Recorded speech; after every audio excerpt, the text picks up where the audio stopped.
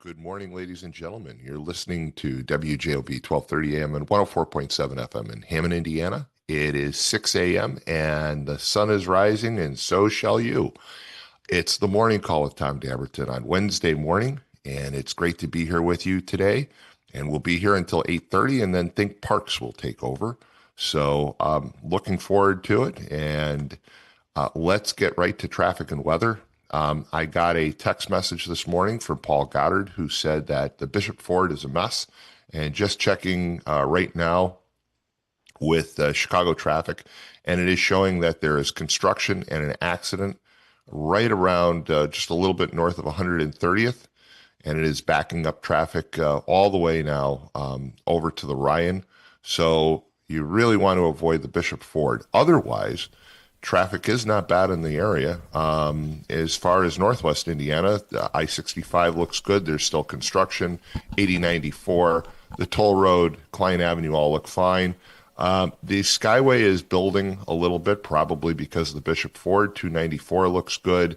Going into downtown, the usual backup on the Ryan into the Circle. Of course, the Kennedy still has construction, although it's not looking that bad today. The same is true with the Stevenson and the Eisenhower, some local construction and road work. So there's your traffic, and let's go right to Lynette with the weather. Good morning, everyone. Today we're at 52 degrees with highs of 65 and lows of 45. Should be plenty of sun and pretty clear today. And then tomorrow on Thursday, we'll be having highs of 64 and lows of 45. Should be having plenty of sunshine and should be the nicest day of the week. And then Friday, we'll be having highs of 65 and lows of 50. We'll be having times of clouds and sun. And the outlook for the weekend doesn't look too bad either. So should be a couple of nice days in the region. Had some rain yesterday, but the rain is out of the way now. So enjoy it while you can, because you never know what's coming. We're in the fall. 845-1100 is the number to call. Lots to talk about today. And obviously the shutdown continues to grab some attention. But a story called Arctic Frost. And Lynette, I don't know, have you heard about this, about the Arctic Frost investigation? I don't think I have. So Arctic Frost was basically an investigation that was conducted by the FBI of 8 U.S. senators. And they basically track their phone information, which is pretty unique. The Senate is supposed to be a fairly sacred ground where what they do is basically their deliberations are up to them. But back a couple years ago, there was an investigation of their phone records. So that's drawing a lot of attention. Of course, bringing the National Guard to Chicago from Texas is drawing attention as well. There are a couple of local stories I want to cover too. Tapper Avenue. If you drive down Tapper Avenue, a friend of mine lives over there, Scott Miller. He's the chief of staff of the city of Hammond. Sent a photo last night of the entire neighborhood has bought these giant inflatable pumpkins and put them on their front lawns. And it's really kind of a cool look. So you may want to go out and check that out. I do want to mention also the passing of a good friend of mine, Janel Zubek. Many of the listeners know Ray Zubek, who's a former athletic director, longtime teacher and dean of students at Whiting Schools, and she passed over the weekend. So I want to express my condolences to the family over the passing. And then there is a individual that is just driving a local resident nuts, but this is in the alley between 120th and Lake Avenue up in Robertsdale. And every single morning, a guy drives down it and throws his trash out. Instead of throwing it in the many garbage cans that are lining the alley, he throws it onto the ground. And so take a look. If you go to the What's Up Whiting Robertsdale page, you'll see this. And maybe we can identify this individual because he's been doing it for months now. And I noticed that the individual who's being perturbed by it has been posting photos of the trash being thrown on the ground every single morning. So 845-1100 is the number to call. Lynette, let me know when we have a call. We have a call, so let's go right to it then. Good morning. You are on the air. Good morning. Good morning. I can call in again and I can see you, but you don't have them coconut tops on. No, and we want to preserve Lynette's vision. We don't want to cause her to lose her vision. So no, I put up the coconut bra for my career now. So I am done with Pierogi Fest. It's just a little bit cold because I always fill up my coffee thermos and put it out in the car the night before, and went out to the car to get something, and that thing was nice and cold. So I can't be putting my coffee cup out the night before anymore because of the cold weather. So you're a regular coffee drinker. I am not. So you actually can drink cold coffee? You know how these places sell you coffee that's cold, ice cold coffee or iced coffee?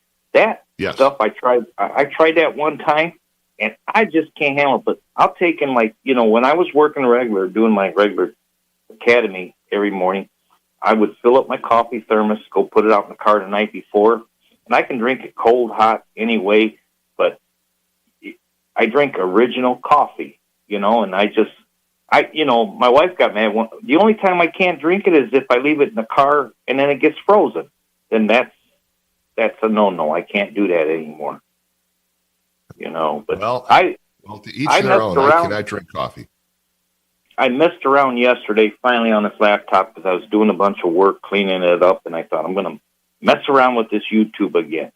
Well, I forgot that I've got a new email account for the Academy. Does not have my name anyway affiliated with it, and I actually got it. Now I can watch it. Am I there? Yes, you're here. Yes. Okay, I heard a click. But let's talk about those are other calls. Those are other calls coming in. Oh, yeah. Let's talk about what? This world and what's going on. With everything that's going on, this unbelievable, the National Guard, the ICE, the government shutdown. I said what's here your yesterday, opinion on it, Mike? You seem overwhelmed, but what's your opinion? I mean, do you feel that it's right or wrong to send the National Guard into Chicago? I mean, that's what talk radio is here for. It's here for you to give your opinion.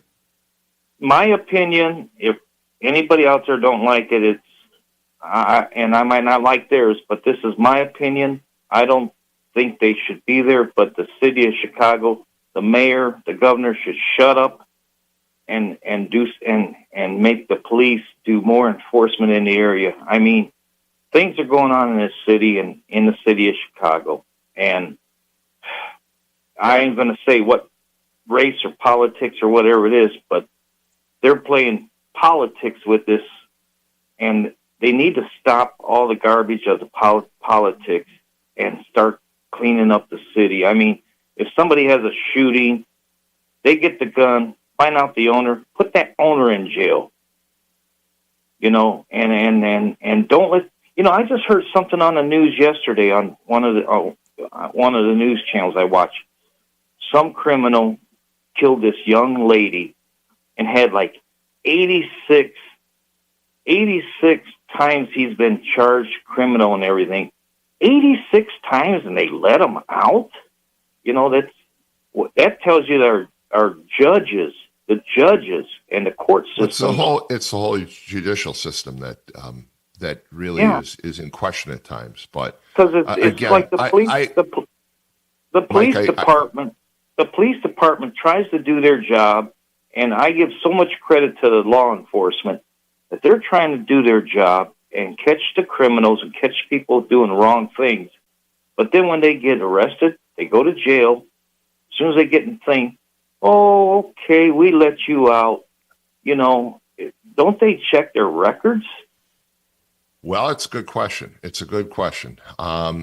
Hey, Mike, thanks so much for your call. We do have some other callers, so thank you. Have a great day. And everybody have a wonderful and a safe day. And another thing too is every once in a while you don't hear from a family member or friend. Check on your friends and family. Make sure they're okay. Absolutely, great advice. Thank you so much. 845-1100. We've got another caller, so we'll go to that caller. Good morning. You're on the air. Is your signal going on over the airwaves? Because I'm not picking it up on my radio. Lynette, I don't know if you heard that from Walt, but he Yes, says I'm it's trying not to coming. fix that right now. All right, so we're trying to fix it right now, Walt. Okay. So, what do you think? The guard has been brought into Chicago from Texas. What do you think about it? Long overdue. I don't think there are many people who don't understand how thin civilization is. And if you allow this kind of blatant attack on law enforcement, I mean, we got a big problem of illegals here. And we had an election, and the guy who, and one of the highest priority issues for the voter was the out of control immigration problem. All right, but the argument that Pritzker and Johnson are making is that they didn't elect him. That the people of Chicago and the state of Illinois were an area of the nation that did not vote for Donald Trump. Although his numbers were up in Chicago and up in Illinois, they still didn't elect him. So their argument is that they should be able to do things their way. What's your response to that? Their way is crime out of control. Their way is the financial situation is bankruptcy everywhere you look in Illinois, in Chicago. Their way is an educational system in Chicago that doesn't educate masses of people. Their teachers and the political class all wrapped around issues like instead of teaching the basics of mathematics and English and being able to write and so forth, they're all wrapped up in race and identity and all the rest of it. That's what I think. They like Democrat public officials in major cities all across the country are a disaster zone, and we all have to pay the price. And when they get into trouble, what's their answer? Federal government, send us money, get us out of this mess. Well, it is disturbing, to say the least, when you see law enforcement. And again, whether regardless of your stand on immigration, ICE officers are police officers. And when you see law enforcement having rocks hurled at them and cars running into them, it's very disturbing because it means a breakdown of society and a breakdown of respect for law enforcement. And I think that's very tragic of this whole situation. At the same time, it just seems to me that Pritzker especially could solve this entire situation by putting more police assets at the scene. They did do some. I have to give them credit. They did send some resources out there over the weekend, but it just doesn't seem to be enough. So, and the Chicago police, I think it was an abomination when the police basically said that they were not going to respond to the calls for assistance. That to me is absolutely regrettable. Well, that may be changing because there's a front page story out of the Chicago Tribune.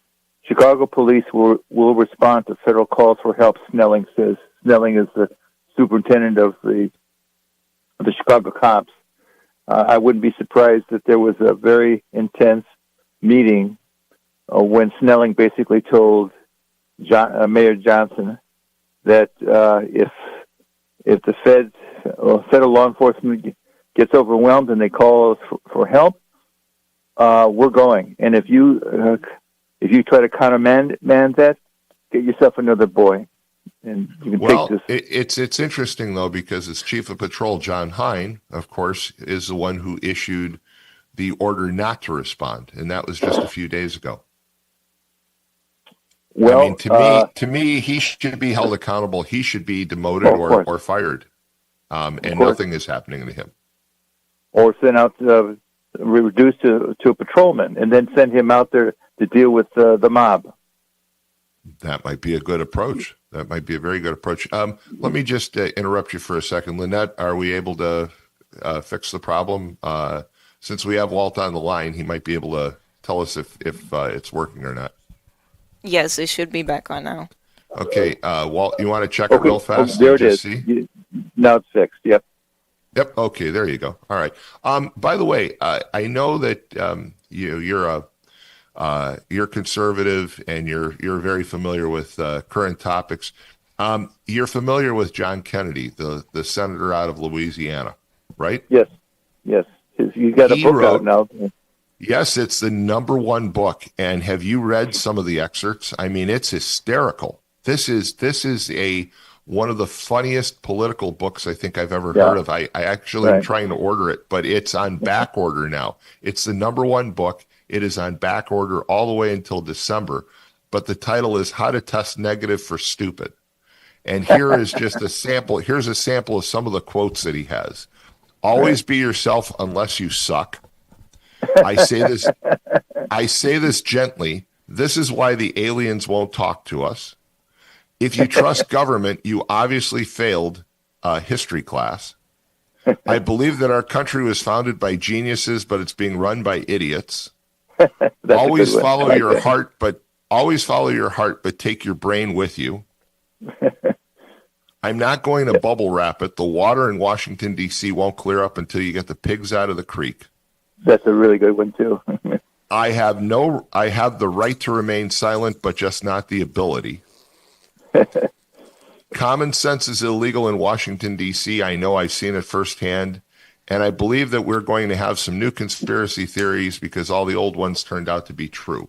And that is a book by John Kennedy. He's a senator out of Louisiana, a former prosecutor and attorney general. He's a very funny individual. When you see him on any of the talk shows, especially on the weekend, he is just a riot. And there are times where he has comments for everyone. He doesn't just pick on Democrats, he picks on Republicans as well. And he wrote this book, and it rose to #1 in every single category on Amazon. And now there's this massive backlog to get the book. So I thought you'd enjoy that. That sounds like a must read to me, just because I like good humor at times. So I'm going to wait till it calms down, then I'll try to get it from the library. If not, then I'll try to buy it. Here's another. Trucker Mike was on earlier, and yes, and he's doing well. Do you remember the old program, Ice Road Truckers? I do, but I watched 2 episodes of it and said this is just too boring to watch. Well, for maybe the truckers, it's interesting. It's back on with new shows on the History Channel tonight from 7:30 to 8:30. Ice Road Truckers, and Kelly, who was a young woman when the series first came out, she's back, and she's definitely put a few years on herself. But it's I can see how some people would find it boring, but you know what, Walt, it seemed okay, but at times it seems a little contrived. I mean, you're driving a truck, you're driving on ice, you're driving on icy roads. It's like, they do and now what will happen? Well, okay, I can kind of tell you the truck is going to slide. It's probably going to slide off the road. End of story. So I'm not trying to deny it might be interesting. It just doesn't appeal to me. I've kind of had my fill of all of the, of all of those kinds of shows. There's a show that my wife will just roll her eyes that I still watch, but I only watch the last 5 minutes, which is the one about the guys looking for the treasure on Oak Island. And The Curse of Oak Island, and that's the #1 reality show on television. And to me, it's a waste of time now. So I only watch the last 5 minutes because the last 5 minutes they give you the summary of what happened and what they're going to do. These 2 guys have been looking for the supposed treasure hidden on Oak Island, which probably was pilfered away 100 years ago, but they're still looking for it. Well, it hasn't captured my interest. watched one of the earliest shows, and I thought, I don't think so. But I would say Ice Road Truckers is more like an acquired taste. Now that the airways are open, I'd like to offer kudos to Superintendent of Police, Chicago Police Snelling, who announced that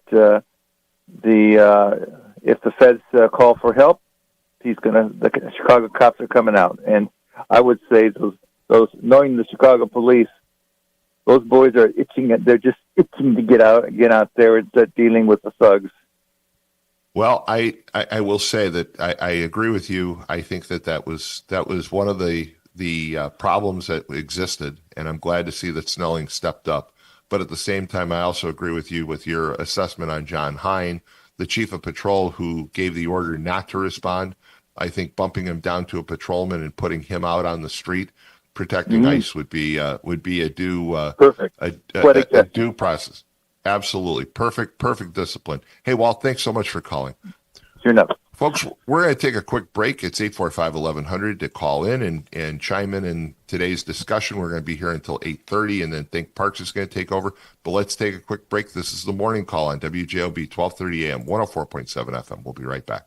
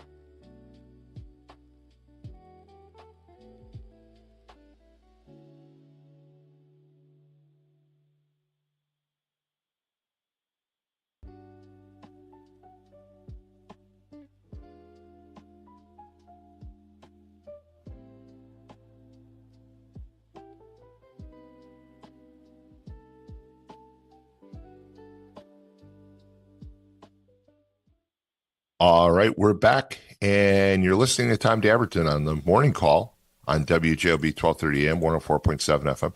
As I mentioned at the beginning of the show this morning, we have some information about traffic that you need to be aware of, and this came from Paul Goddard, of course, Region News Source.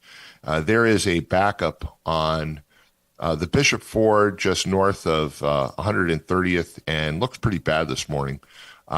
There's some road construction. There was also an accident. The accident has now been cleared, but it hasn't made things much easier getting through. So You may want to avoid the Bishop Ford this morning. The Skyway is showing a little extra traffic, probably because of it. Otherwise, as far as region roads, 8094, the Indiana Toll Road, the Klein Avenue, I should say, I-65 all look good. 294 looks okay. The Stevenson is starting to build. The Ryan is also starting to build in the usual spots, right around 47th, going up to the Circle Interchange. And then the Eisenhower is building. The Kennedy actually looks better than normal, which is pretty remarkable. A number of interchange closings, but it appears that the Kennedy is moving at a decent speed this morning. So with that, let's take a look at weather with Lynette. Good morning, everyone. Today we're at 52 degrees with highs of 65 and lows of 45. We'll be having plenty of sun today, and tonight should be pretty clear. And then tomorrow and Thursday, we'll be having highs of 64 and lows of 45 with plenty of sunshine, and should be the nicest day of the week. And then Friday, we'll be having highs of 65 and lows of 50 with times of clouds and sun. All right, and there you have it, traffic and weather together. And again, I want to thank Paul Goddard, Region News Source, about that tip. And by the way, just checking Region News Source this morning, there's a story, and I don't understand why this happens, and maybe Lynette, you understand it, but there is a horrible story about an individual from East Chicago who is now been charged with murder of a woman from Hammond, and his name is Miguel Angel Terry. Why is it that somebody has a name like Angel, and they usually show up on police blotters? I don't know why that is.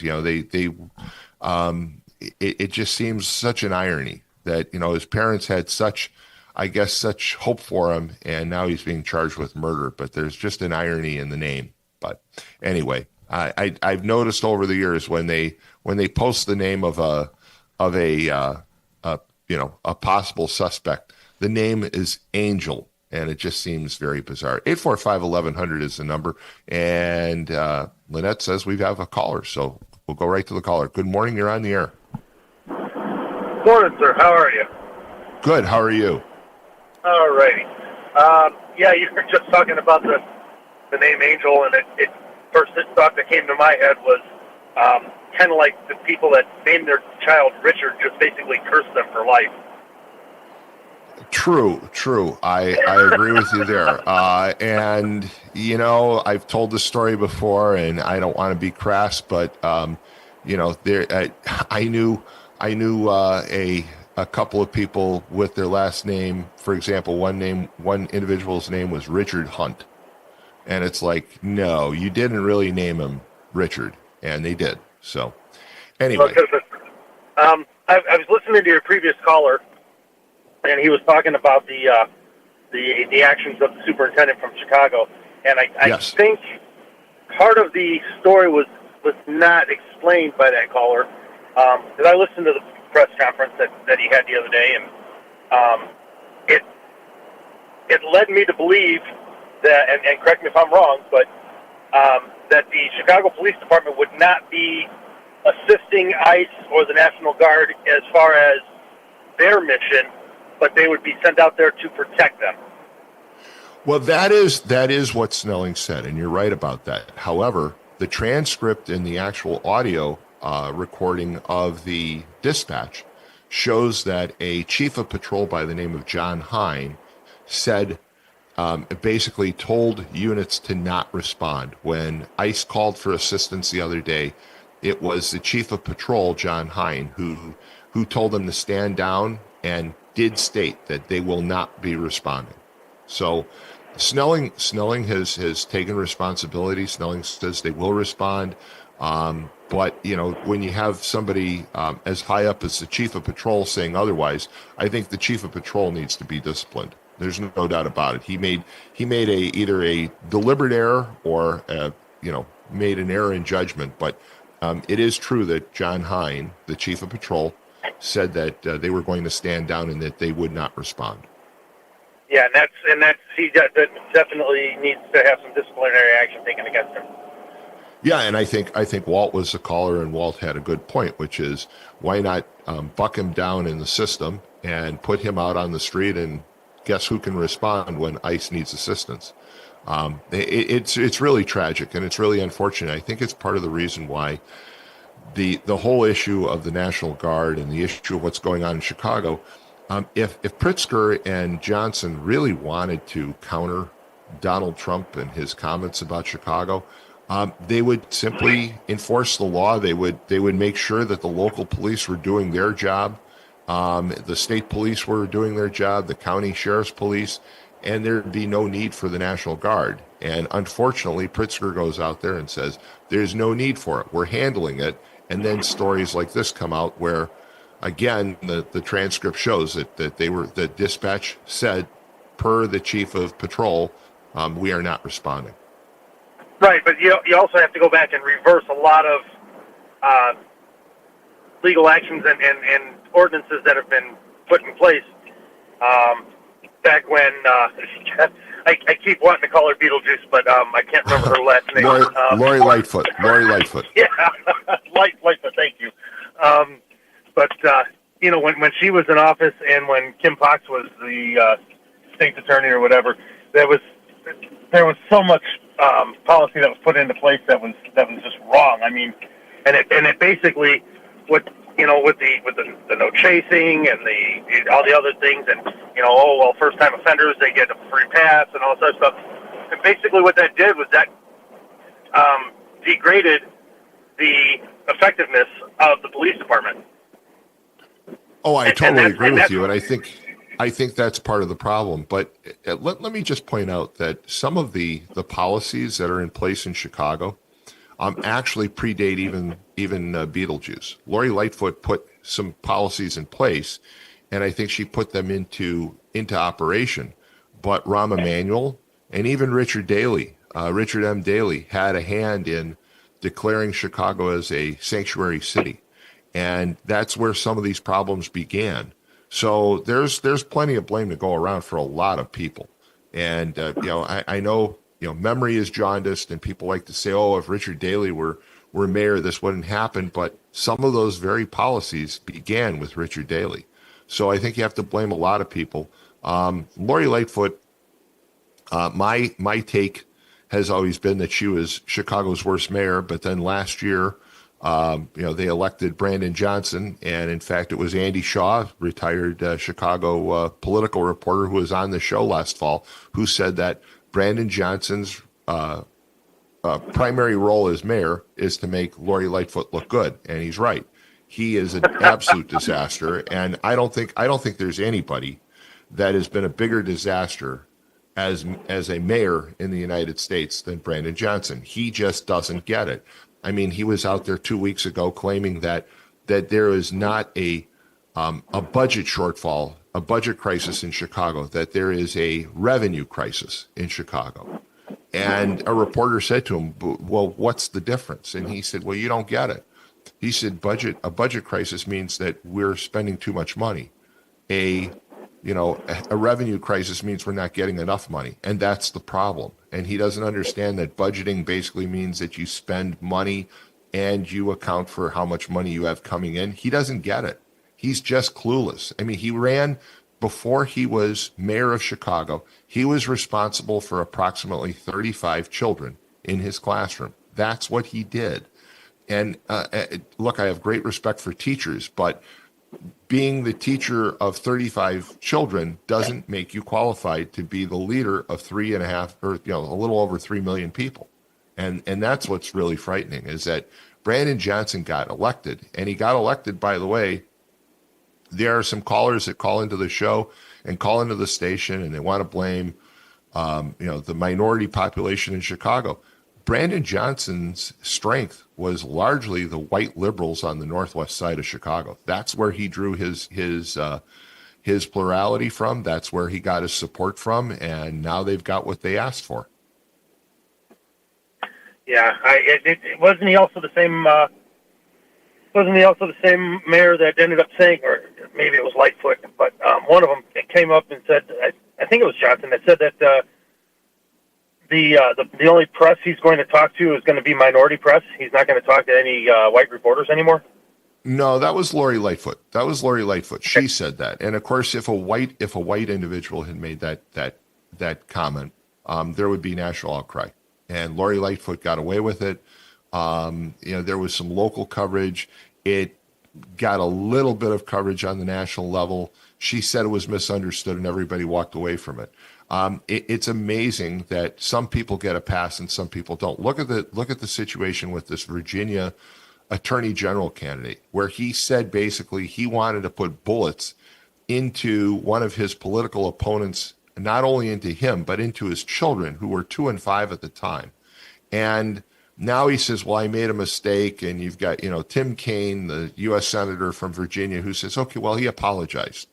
I mean, if you said that about somebody, you'd be vilified, you'd be terminated, you'd be, basically, dragged down the street, and you should be. I mean, to say that you wanted to put a bullet in somebody and a bullet in their 2 and 5-year-old kids, to me, is so egregious. This guy has no business running for any office. And yet, his political supporters are saying, well, he made a mistake. Well, a mistake is one thing. You knew what you said. And if you're a politician, let alone a candidate for attorney general, which means you're an attorney, you knew exactly what you said. You knew exactly what you meant. And he not only said it, he wrote it. And so it's one thing to say something and say, oops, I didn't mean to say that. It's another to write it. You have to think before you write. So, again, just an egregious situation. I've got to get in there and swipe in to the mill. So just want to remind you that it's hump day. Hey, thank you so. That's right. It is hump day. Thank you so much for calling. You have a great day. You too. All right, let's take a quick break. It's the morning call with Tom Dabertin on WJOB 1230 AM 104.7 FM. You can also listen to us on the TuneIn app, YouTube Live, and of course, Jed TV. We'll be right back after these commercial announcements.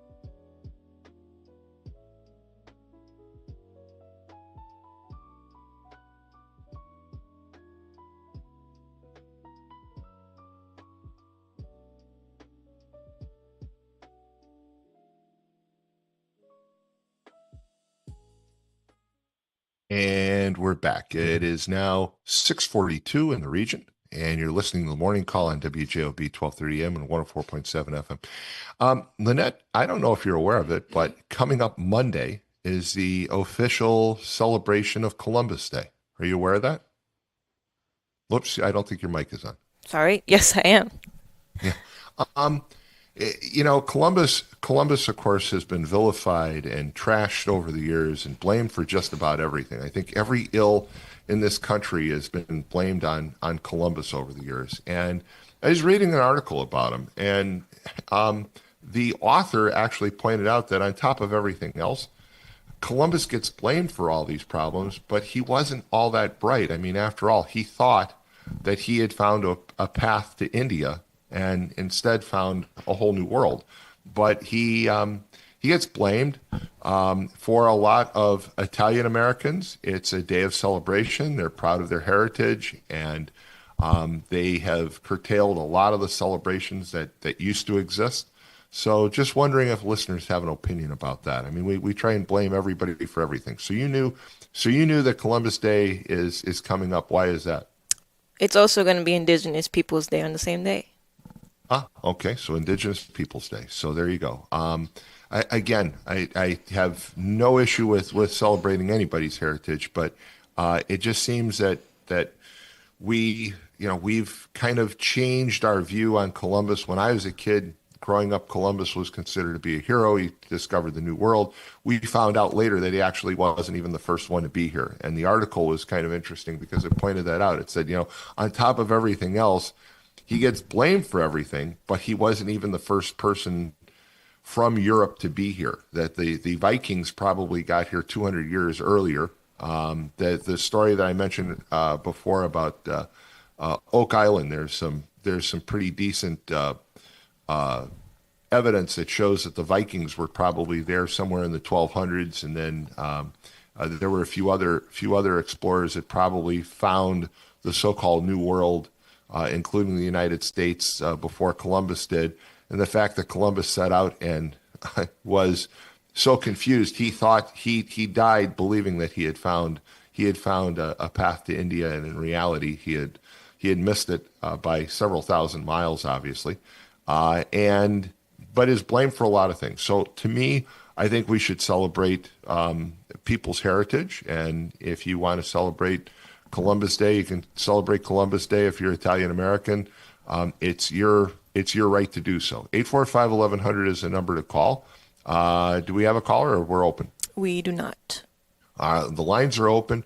So again, question about celebrating Columbus Day. Also questions about the issues going on in Chicago with the National Guard, who's to blame, whether the idea of bringing the National Guard is a good idea. I'm still not sure that it is. I understand the Trump administration's argument that they have to protect federal property, but I also believe that they have federal law enforcement officers, including the ATF, the FBI, the U.S. Marshals, and a whole bunch of others that could go in and probably do the same job, if not better. The National Guard is usually a show of force. They're not allowed to enforce the law, with a few exceptions. So basically, it's a show of force. It's an intimidation factor, and I just wish that all sides could get together. I wish Pritzker wasn't such a buffoon that he basically realized that, look, if I enforce the law, if I basically keep the peace, there's no need for the National Guard. He could have won the day. He could have shown that he's a statesman, that he's a true governor that understands what he's doing. But instead, he stands there and he picks his fight at the microphone instead of where it really belongs, which is out on the street. The same with Johnson. I think Johnson has basically distinguished himself as just not a very capable mayor. I don't want to call him a dumb guy, but I think he's missing basically his role as mayor. He doesn't basically seem to grasp a lot of things when he says that Chicago, for example, has a revenue crisis, not a budget crisis, because he said budget basically means a spending crisis, and that instead it's not having enough money to spend, just shows that he's probably not the right guy as mayor. But 845-1100 if you have an opinion on any of this. I also mentioned when Walt called in, there's a very funny book, and I know some people don't like him because he's a Republican, but it looks like a very humorous book by a guy named John Kennedy. He's a U.S. Senator out of Louisiana.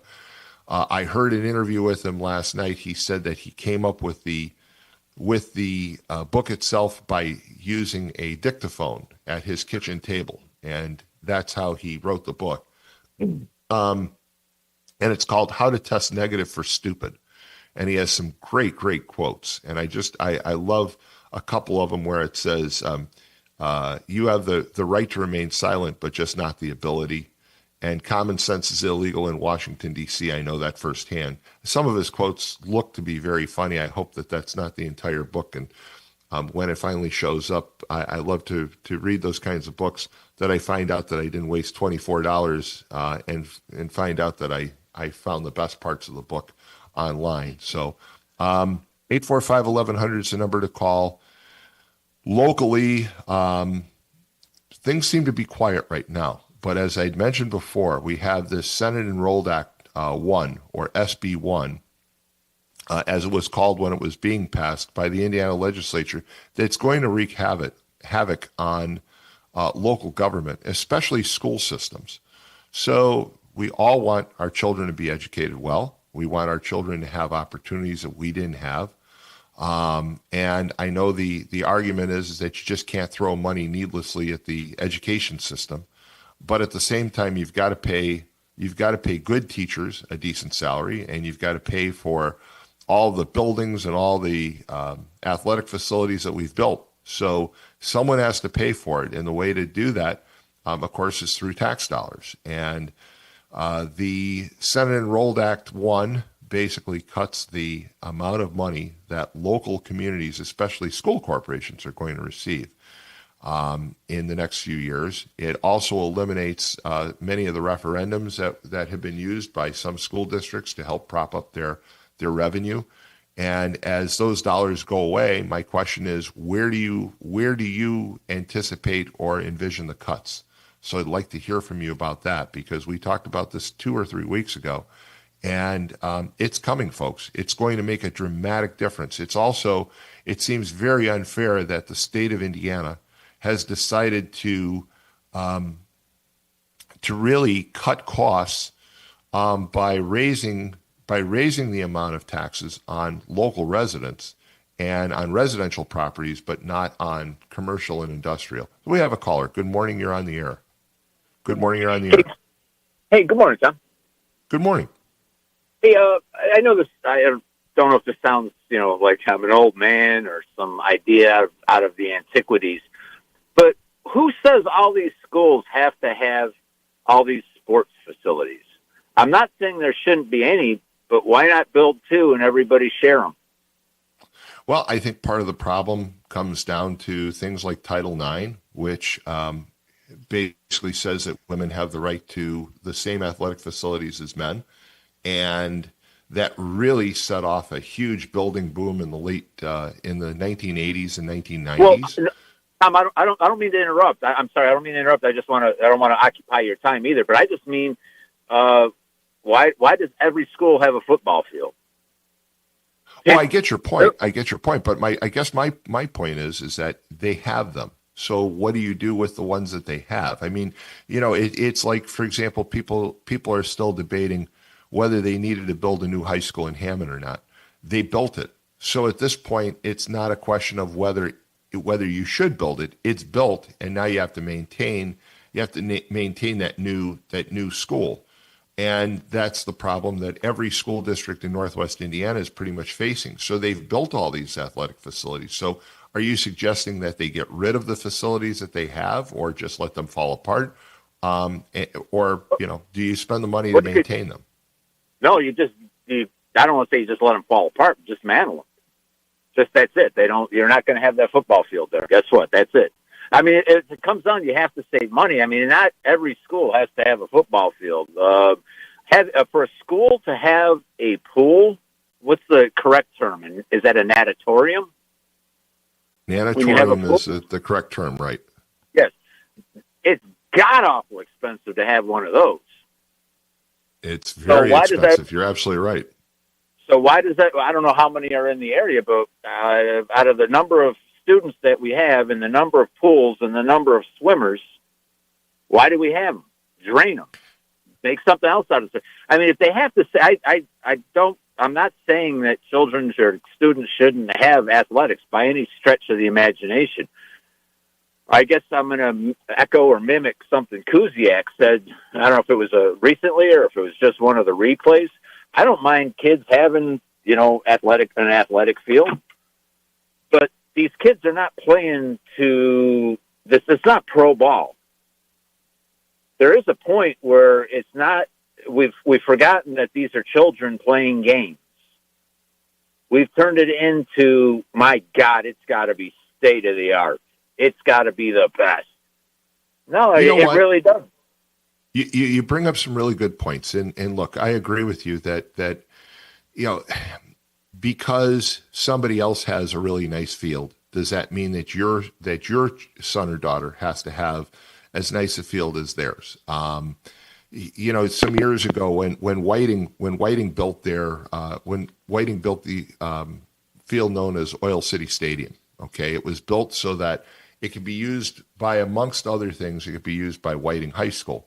Well, because it's a municipal stadium and it's built for things like the All-Star Woodbat League that plays there in the summer, it's used by Calumet College, it's used by a number of entities. Every high school in Northwest Indiana became envious and said, we have to have a field as nice as Whiting. All right. Whiting had some unique circumstances in why they had this field, but everybody now has to have a field that's in that same level. And I agree with you. I don't think that everybody has to have, the best quality field, for example, and the highest quality. I think there are times where you can share some facilities, and that doesn't happen in the region. You're right about that. And I'm about as far from a hippie as you can be. Back in my day, I was a real hippie, but and I'm definitely much more conservative. But I mean, they're shared fields. I mean, that just it's a shared field. I mean, every school, have 3 football fields, and Fridays and Saturdays, a lot of football gets played on those fields. They really get put to use. I'm more concerned with, test scores than I am where a school stands in their football or their basketball. Because in the big scheme of things, probably less than 1% of the students that are playing high school sports ever do anything in sports that puts food in their mouths.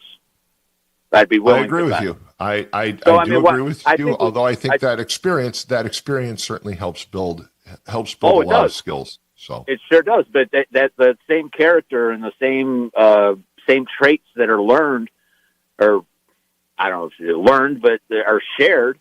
The experiences that are shared. It doesn't really matter whether that football field is a $7 million football field that school owns, or it's shared by everybody. I mean, there's a lot of things that can be done. I'm not saying I agree with this SB1 completely. To me, there's aspects of it that seem a little asinine. That some things just don't make sense. They're trying to save money just so they can say they're saving money. I'm for saving money when you can, but I'm not going to shoot myself in the foot in the process of doing it and have to go to see a doctor and have it cost me even more. It doesn't. There's some things I do not agree with the way the state does things. Supposedly we had $2 billion in the bank, and now all of a sudden we're way short. So somebody would be somebody, because that didn't happen overnight. I mean, that certainly didn't happen overnight. I'd like to know, and it irritates the hell out of me. I'm going to go off on a slight rant here. It really irritates the hell out of me every day when I'm coming home down 173rd Street and I'm going over a set of railroad tracks that cost $1 billion to go 6 miles, over $1 billion. It's got to be over $1 billion with these overruns. We haven't even had a train run on it yet. I mean, this was ridiculous. I think you have some reach. I mean, I don't know who you have on politician-wise, but it'd be great to get some of these politicians back from, I'd like to hear what Tom McDermott has to say, what they say in East Chicago. All of these cities and towns all had to kick in money for this boondoggle. Well, it's not going anywhere. It's not going anywhere, and it's not running, as you said. There has to be some reconfiguration due to the fact that it's an electrical powered train, and there's all kinds of problems with it. And I agree. Yeah. The very people who sold us that bag of goods basically now are either silent or no longer in office. So you're right about that. Yeah, hey, we've got some additional calls. Yeah, we've got some additional calls, so we're going to move on. Thank you. 845-1100, we've got some additional callers, and then we're going to go to a break. Good morning, you're on the air. Tom, talking about the mayor of Chicago, I couldn't figure out why somebody would elect a person that couldn't pay his own water bill. And you're going to put this guy in charge of $1 billion? He did not pay his own water bill, and yet people elected him. That baffled me. I mean, and this guy's going to run $1 billion budget? Come on.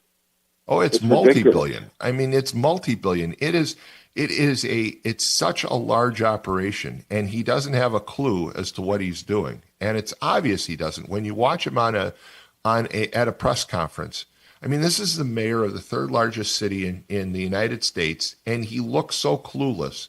You almost feel sorry for the guy. He has no idea what's going on. And he just throws out these crazy, crazy answers to questions that are posed to him.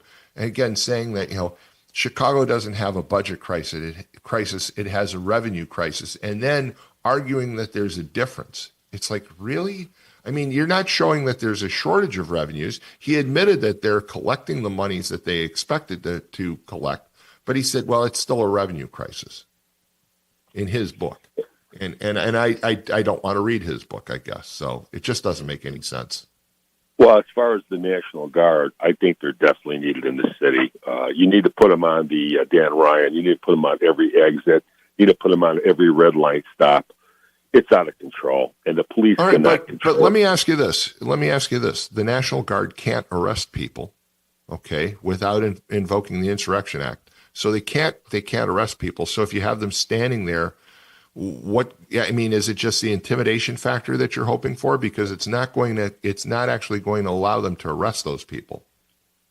Well, but then at the same time, too, you could say that why did they bring them in for the Democratic Convention? What was the purpose of that? They had a corridor from the McCormick Place to the United Center where they had them posted. They made a safe zone for the delegates. Why? Well, I Pritzker had no problem calling them up then. So what was the problem? It's a good question. What was the value? What was the value to have them? Pritzker says the reason why is it was to give the impression of security and safety. So maybe that holds true in putting them on, as you said, on the Ryan and on street corners. Maybe that is true.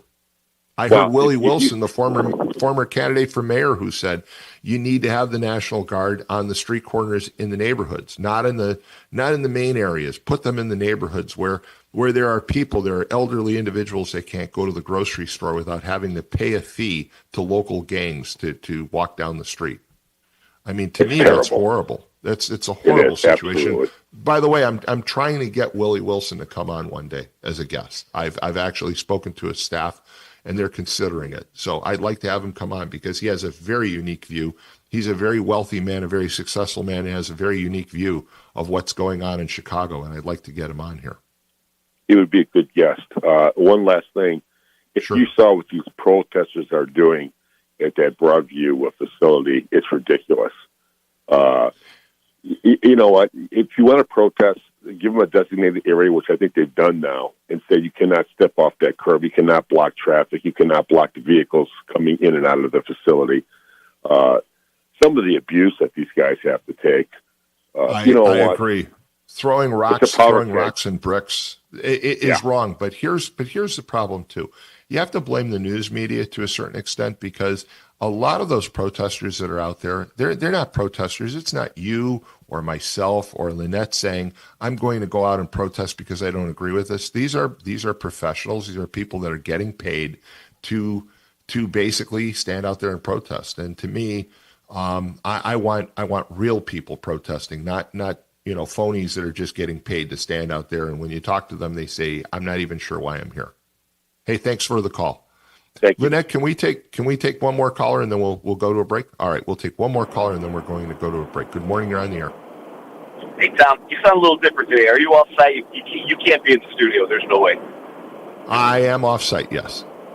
Yeah, because the audio sounds way too clear. This is not something D'Lo put together because, when he puts something together with popsicle sticks and aluminum foil, it generally don't sound so good. It's all because of our producer. Lynette is that good. She really is, by the way. You are a phenomenal producer. You're very, very good. Now, don't tell Matt or Adriana I said that, but you're very, very good. Thank you, Tom. You know what you're doing. So go ahead, though. Yeah. Your end sounds real good today. But nonetheless, getting back to the discussion about the schools and the referendums and so on and so forth, I do agree. I do agree with the caller a couple calls back as far as the facilities that these kids got. I don't think they should have shared stadiums. Historically, pretty much every school has had its own facilities, but we really don't need the 105-inch big screen TV at the end of each end zone. That's overkill. That's where your costs come in. And I've always given D'Lo credit for this because D'Lo has found a creative way to get into all of our pockets with that radio station. But I'm curious to find out what these school systems and these athletic departments are paying to do this sports network that WJOB has. Because guaranteed the funding for that has to be coming from the school systems. And again, I'm not going to begrudge Jim that because he did get creative and he found a way to get into all of our pockets through our tax dollars that we pay into our schools. But do we really need to have all of these games on the radio and on TV and so on and so forth? And one more question I've got. You had mentioned earlier this SB1, all the school referendums that are currently in place, those are all, did I understand you correct, those are all going away? So basically what the new state law says is that referendums can only be applied for every second year now, not every single year. So there's limits on the referendum. There's also some limits on the amount that they can raise. So and far more restrictions on the use of the funds. So there are some significant changes. And again, for a lot of school districts, they rely on those referendums right now to bail them out, and they're not going to be there. For those people out there like Dave Kuziak and Dave from Gary that love to be taxed and love to be paying more taxes, you guys can rest easy knowing that Mike Repay is still in office. So when SB1 does go into place, that Repay will be there to vote for another addition on the county income tax.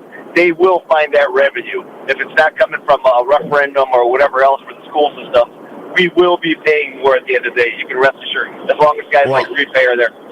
But well, I pointed this out a couple of weeks ago. So SB1 or SEA1 basically says that there's going to be a cap on local income taxes. They don't call it option anymore. Local income taxes of 2.9%. However, they're going to give you a $300 rebate on your property taxes. So if you do the math, if you make, say, $60,000 a year, you're going to pay about $840 more per year to get the $300 rebate. It's just mind-boggling. They're going to force every community, every county to go to the maximum 2.9% on the income tax. And there's a guy named David Bodorf, who is head of the Indiana Counties Association, who wrote about this last spring and said, this is a wonderful way to raise revenue without the average person realizing it. On the one hand, they're going to get this rebate, and they're going to feel really good about the rebate, and then we're going to take $25 to $30 per paycheck, and they'll never realize they're missing it. It's just the old ball and shell game. That's all it is. And if I'm making thank God I'm not making $60,000 a year. Because if I had to live off of $60,000 a year in this economy, I would be eating cat food every single day. There's no way. With all the way we're getting taxed, with all the everything else, it's ridiculous. Yeah, well, just remember, if you're making $100,000, it's going to be you're going to pay a whole lot more. You're going to pay an extra $1,400 or $1,500 a year to get that $300 tax break. And by the way, it's important to note that the Republicans are the ones that cooked this up, not the Democrats. It was the Republicans that came up with this whole plan in the state legislature. But it's just a shame. So, hey, thanks so much for the call. All right, let's take a quick break. You're listening to the Morning Call with Tom Dabertin on WJOB 1230 AM, 104.7 FM. It is 7:07 a.m., and we'll be right back.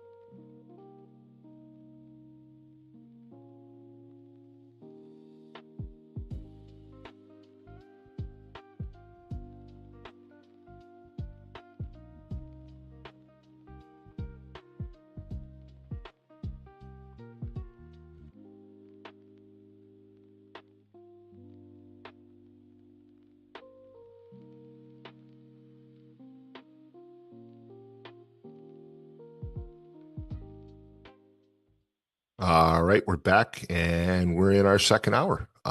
It's the Morning Call with Tom Dabertin on WJOB. Let's take a look at traffic. And the good news is that the problems on the Bishop Ford basically have kind of cleared up. The bad news is that the problems have basically just migrated north onto the Ryan.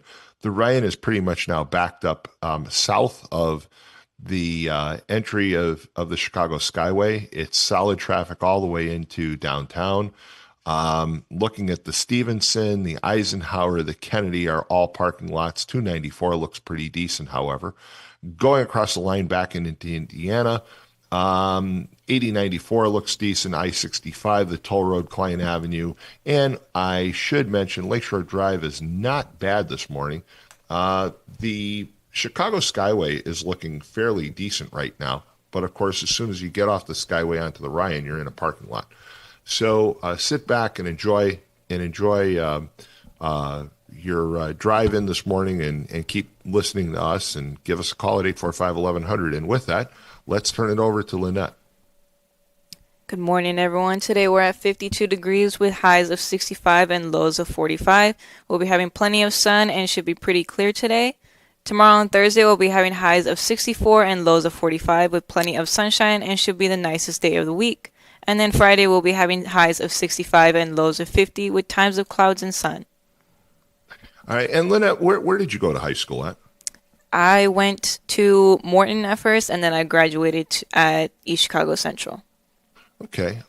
So you had some nice sports facilities and nice sports teams. I mean, what do you think about the one caller who said, get rid of some of these facilities and you can share them? I mean, to me, you'd have to have football games 7 days a week if you had, limited number of stadiums. So what do you think about that idea to save money? I think, yeah, I think some of them are, like a swimming pool. I don't think many of the students enjoy the swimming pool, so Yeah, I agree with you. I think swimming and some of those facilities, they don't draw a lot of money. I mean, the argument could be said that, for example, you went to EC Central and Morton, their football programs create a lot of revenue. So those are revenue generators. But nonetheless, the caller had an idea. So 845-1100 is the number to call. Like to hear your views on how to save money with the school system this morning and anything else.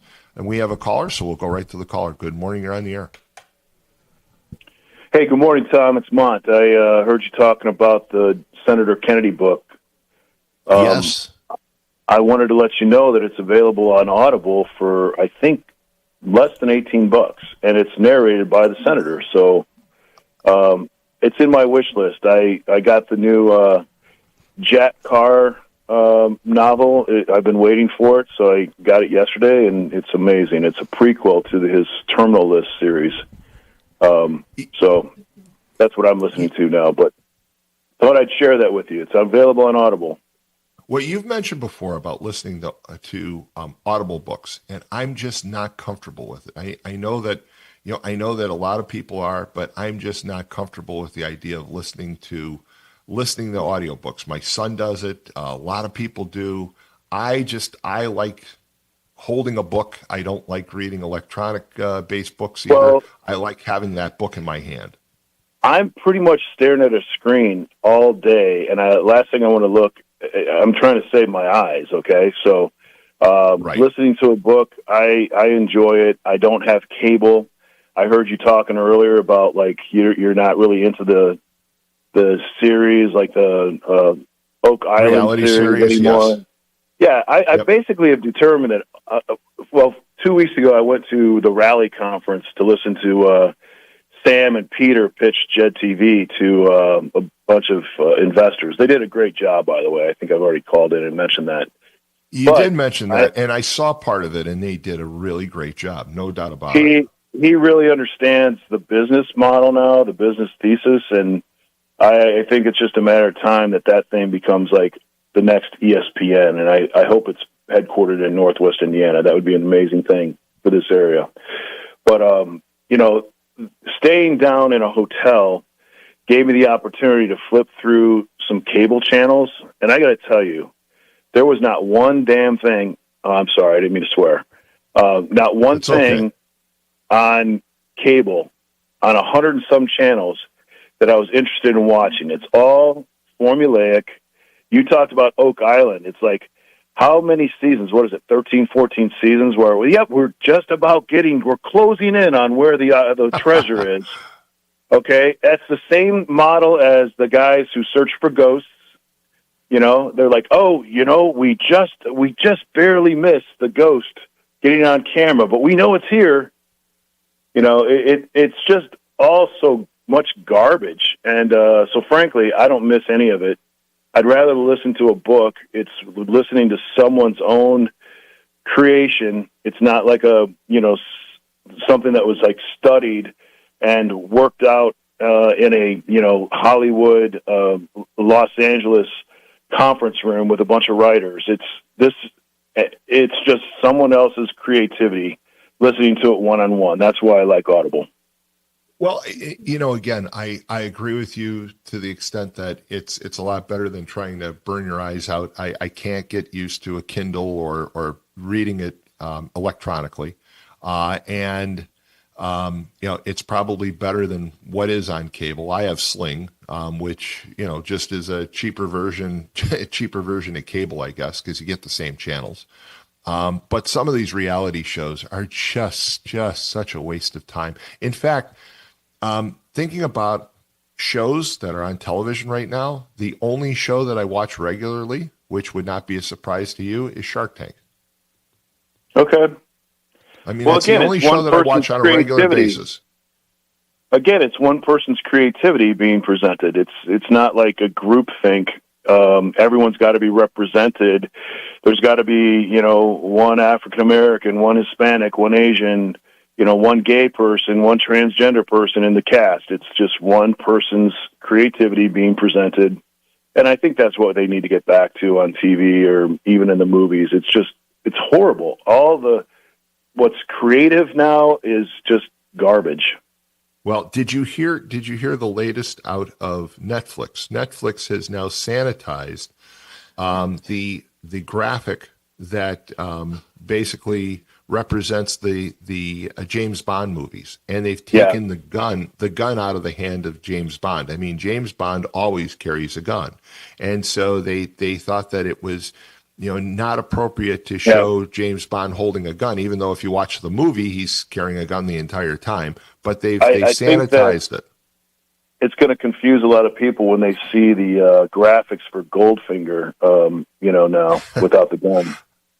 Yeah, I mean, again, how stupid. Look, if I get their, I get their concern, and I have a concern too about the proliferation of guns and the murder rates and all those things. But taking the gun out of the hands of James Bond characters doesn't really change anything, because if you watch the movie, I mean, the whole idea is Netflix wants you to watch the movie, right? And what are they going to do? Have them use a water gun? I mean, you're really tying in the whole show this morning with your comments, because now it makes me think about your talk earlier about why Democrats allow crime to be so rampant. And my understanding was the Democrats wanted this to happen so that people would be pushing gun reform, gun control. That was their whole goal in being soft on crime, is to let these people just wild through our neighborhoods, wild through our society, and people would be demanding gun control. But, you had somebody on a train stab a young lady in the throat with a knife, so we're going to have knife control. We had people ram through a group of, ICE agents with their car. Are we going to have car control? I mean, it's just ridiculous. Well, you're right about that, Mont, and that was an actual theory that was promoted by some Democratic strategists. That, well, if you were soft on crime, the general public would rise up and say, okay, enough of this, and we want gun control. And that was an actual theory. Never worked, obviously, and it's just created. It didn't, because it made me buy more guns. Yeah, it's just created more problems, and it's caused more people to buy more guns. You're absolutely right. In fact, a lot of the people who profess to be anti-gun, especially the Hollywood elites, generally carry guns or have bodyguards that carry guns. Correct. So there you go. Yep. Hey, thanks so much for calling. Appreciate it. Have a good one. Bye. You as well. 845-1100. We got another caller. Good morning. You're on the air. Yeah. Hey, Tom. You guys talking about boondoggles a little bit earlier with the South Shore. I've got more and more friends of mine that when they're booking travel, they're seriously looking at driving to South Bend instead of going up to that O'Hara nightmare up there, up in northwestern Cook County. And they got to go right past Gary Airport. I cannot understand these politicians in northwest Indiana. I know Chicago has pretty much developed this phony airport authority where they're basically paying off politicians here in northwest Indiana not to develop our own airport. But it's ridiculous when they're talking about convention centers over next to the Hard Rock, and you got this massive airport right here in Gary, way bigger than Midway, that we can't even utilize because we can't get our politicians off their rear end to try to actually get some of these flights diverted from the Chicago area over to Gary Airport, when it should be a no-brainer. Well, what is wrong with people in this area? Well, you bring up a good point. So Gary Airport, we've all heard this for the last 30 or 40 years, that Gary Airport was going to be the salvation of Gary. It was going to be the salvation of Northwest Indiana. It's never come to fruition. So the first thing it ought to tell you is that the next time they come out with a pie in the sky idea, that it's not worth considering because the ones that they've promoted in the past, the airport, the train, it just hasn't worked. Secondly, you bring up about South Bend. South Bend is an amazing airport. It's very close, and they do have a lot of flights. And I've heard the same thing that you mentioned, more and more people talking about taking the 90-minute drive to South Bend. Of course, there are people who will tell you, well, you'll be able to take the train there, which, I don't see myself taking the train for 2.5 hours to get to the airport, but nonetheless, that's, I guess, an option. The problem with Gary that really exists right now, however, is not the facility, it's not the marketing, it's the fact that the airlines are just not interested in changing anything that they already have set up. So airlines have pulled out of dozens and dozens of airports in the United States. It started with COVID. There's a shortage of pilots. There's a shortage of about 5,000 pilots. There's also a shortage on air traffic controllers. And to get people to get an airline to move to Gary right now would be very, very difficult. Not impossible, but very difficult. Well, like Southwest Airlines, which has got, what is it, maybe 50, 60 flights a day out of Midway at least? Oh, no, hundreds. Hundreds, there you go. Well, the thing is, the idea that they can't divert some of those flights over to Gary. South Bend actually has, I think it's United has the service out of South Bend up to the hub at O'Hare. And yes. The idea to me, the idea that we can't get at least a few, many flights, I'm going to say 15, 20 a day out of Gary to move some of that over to Gary from Midway. Is the only reason I could see why that couldn't be a possibility. And as far as the airlines, they're all in it for money. There's politics. There's pressure put on them by the Chicago machine to stay right where they're at. I cannot believe they can't move a few of these flights to Gary. It wouldn't be the end of Southwest Airlines to do this. Matter of fact, look at how many. What do we got? We got a complete congressional district living on this side of the border. And we can't provide enough bodies to actually utilize a place like Gary Airport. It seems ridiculous. Well, here's the problem. So Southwest Airlines has maintenance hubs over at Midway. They have all kinds of support operations, and if you split that up, you're going to double the cost. So you're going to have to add all the ground support. You're going to have the maintenance people. You're going to have the all the support people that it takes to move those planes. Now, Southwest is a unique operation too. They don't run hangar operations at Midway. They don't repair the planes there. They simply clean them, fuel them, and turn them around. But once again, when I spoke to somebody in aviation in Chicago before, they said part of the problem is trying to bring somebody from say Midway over to Gary. It just isn't cost effective because you're just going to double the cost. Well, that's if you double. That's if you have to service out of Midway. I'm not talking about that many flights. 15, 20 a day. So it's but think about it.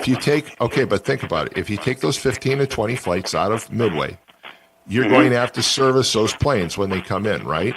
Right. Okay, and so you're still going to have operations at Midway. So now you're going to have double the number of people. Right. Well, yeah. Well, the thing is too is that you've got. I would imagine a good part of the people that are working up there in Midway are probably from this region. They're probably commuting up to Midway, so it'd be a lot easier on them just to go to Gary. You don't need that many; it's proportional. The other thing too, BP Oil here has a pipeline that actually pumps jet fuel all the way up to O'Hare Airport. You wouldn't, with a few flights, you wouldn't have to actually do something like that at Gary. You could truck over fuel for that to be using at Gary. How do these places? You go to Rockford, you go to South Bend, you go to let's say Peoria. How do these places do it? So Rockford has largely lost its commercial traffic. A lot of airports in Iowa, in say Dubuque, has lost their commercial traffic. A lot of the smaller airports in the United States have lost commercial flights, and that's because of the shortage of pilots. So during COVID, we basically had a lot of pilots who retired and not enough pilots to replace them. And my son's friend is a commercial pilot, and he will tell you that the sky's the limit right now. If you're a young experienced pilot, you can go anywhere at any time because they're looking for pilots right and left. And that shortage isn't going to dissipate for another 3 or 4 years. It's going to take another 3 or 4 years to get enough pilots to replace the ones that are retiring, the ones that retired, and to cover the demand for increased air traffic. That goes along with lack of vision. We haven't had any political leaders in this country with any kind of vision, and that goes for the transportation department too. They should have foreseen all this kind of thing. And hopefully now we've got somebody that's actually looking at improving the system. Air traffic controllers, it's vital we actually get more of these people online. These idiots in Washington, if they get off talking about transgenderism and start talking about the future of this country, we wouldn't be in the situation we're in right now, where you got a government lockdown and you can't even pay the air traffic controllers. It's pretty frightening. Because what you're saying is correct. We have an air traffic control system that is so out of date that it's using programs and software and equipment that was designed 20, 30 years ago. And we're putting millions of lives every day up on aircraft. And we're all, we're all shocked and sorrowful when there's an accident. But a lot of those accidents occur because we're using such archaic systems. And we need to update our air traffic control system. You're absolutely right. And the thing is, too, what is the purpose then of even doing anything with Gary if we're going to let this weeds start growing out of the tarmac there? What is the point of the whole thing? The lack of vision in Northwest Indiana here, it's like you're talking about the South Shore. It's a one track. It's not even a double track. So what are you going to run, like 2-3 trains a day out of there, even if it does work? And like I say, I don't understand why, if we're going to have this huge airport, years ago I used to fly. I used to fly out of Lansing. I've flown into Gary. I've flown into Meigs. And and this is before they developed those runways out there. I used to be able to take off and land twice on that runway before they even extended it.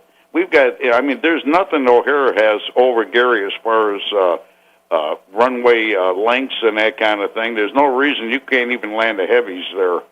But it's just so short-sighted when you look at what goes on around here.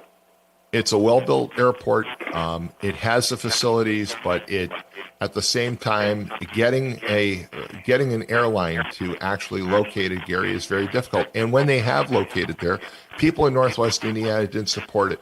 They had the old startup Pan Am Airlines out of there some years ago. It wasn't the original Pan Am, but it was a startup. And they flew to Florida, and I took it twice, and I wrote about it in the Times and said it was fantastic. What a great opportunity.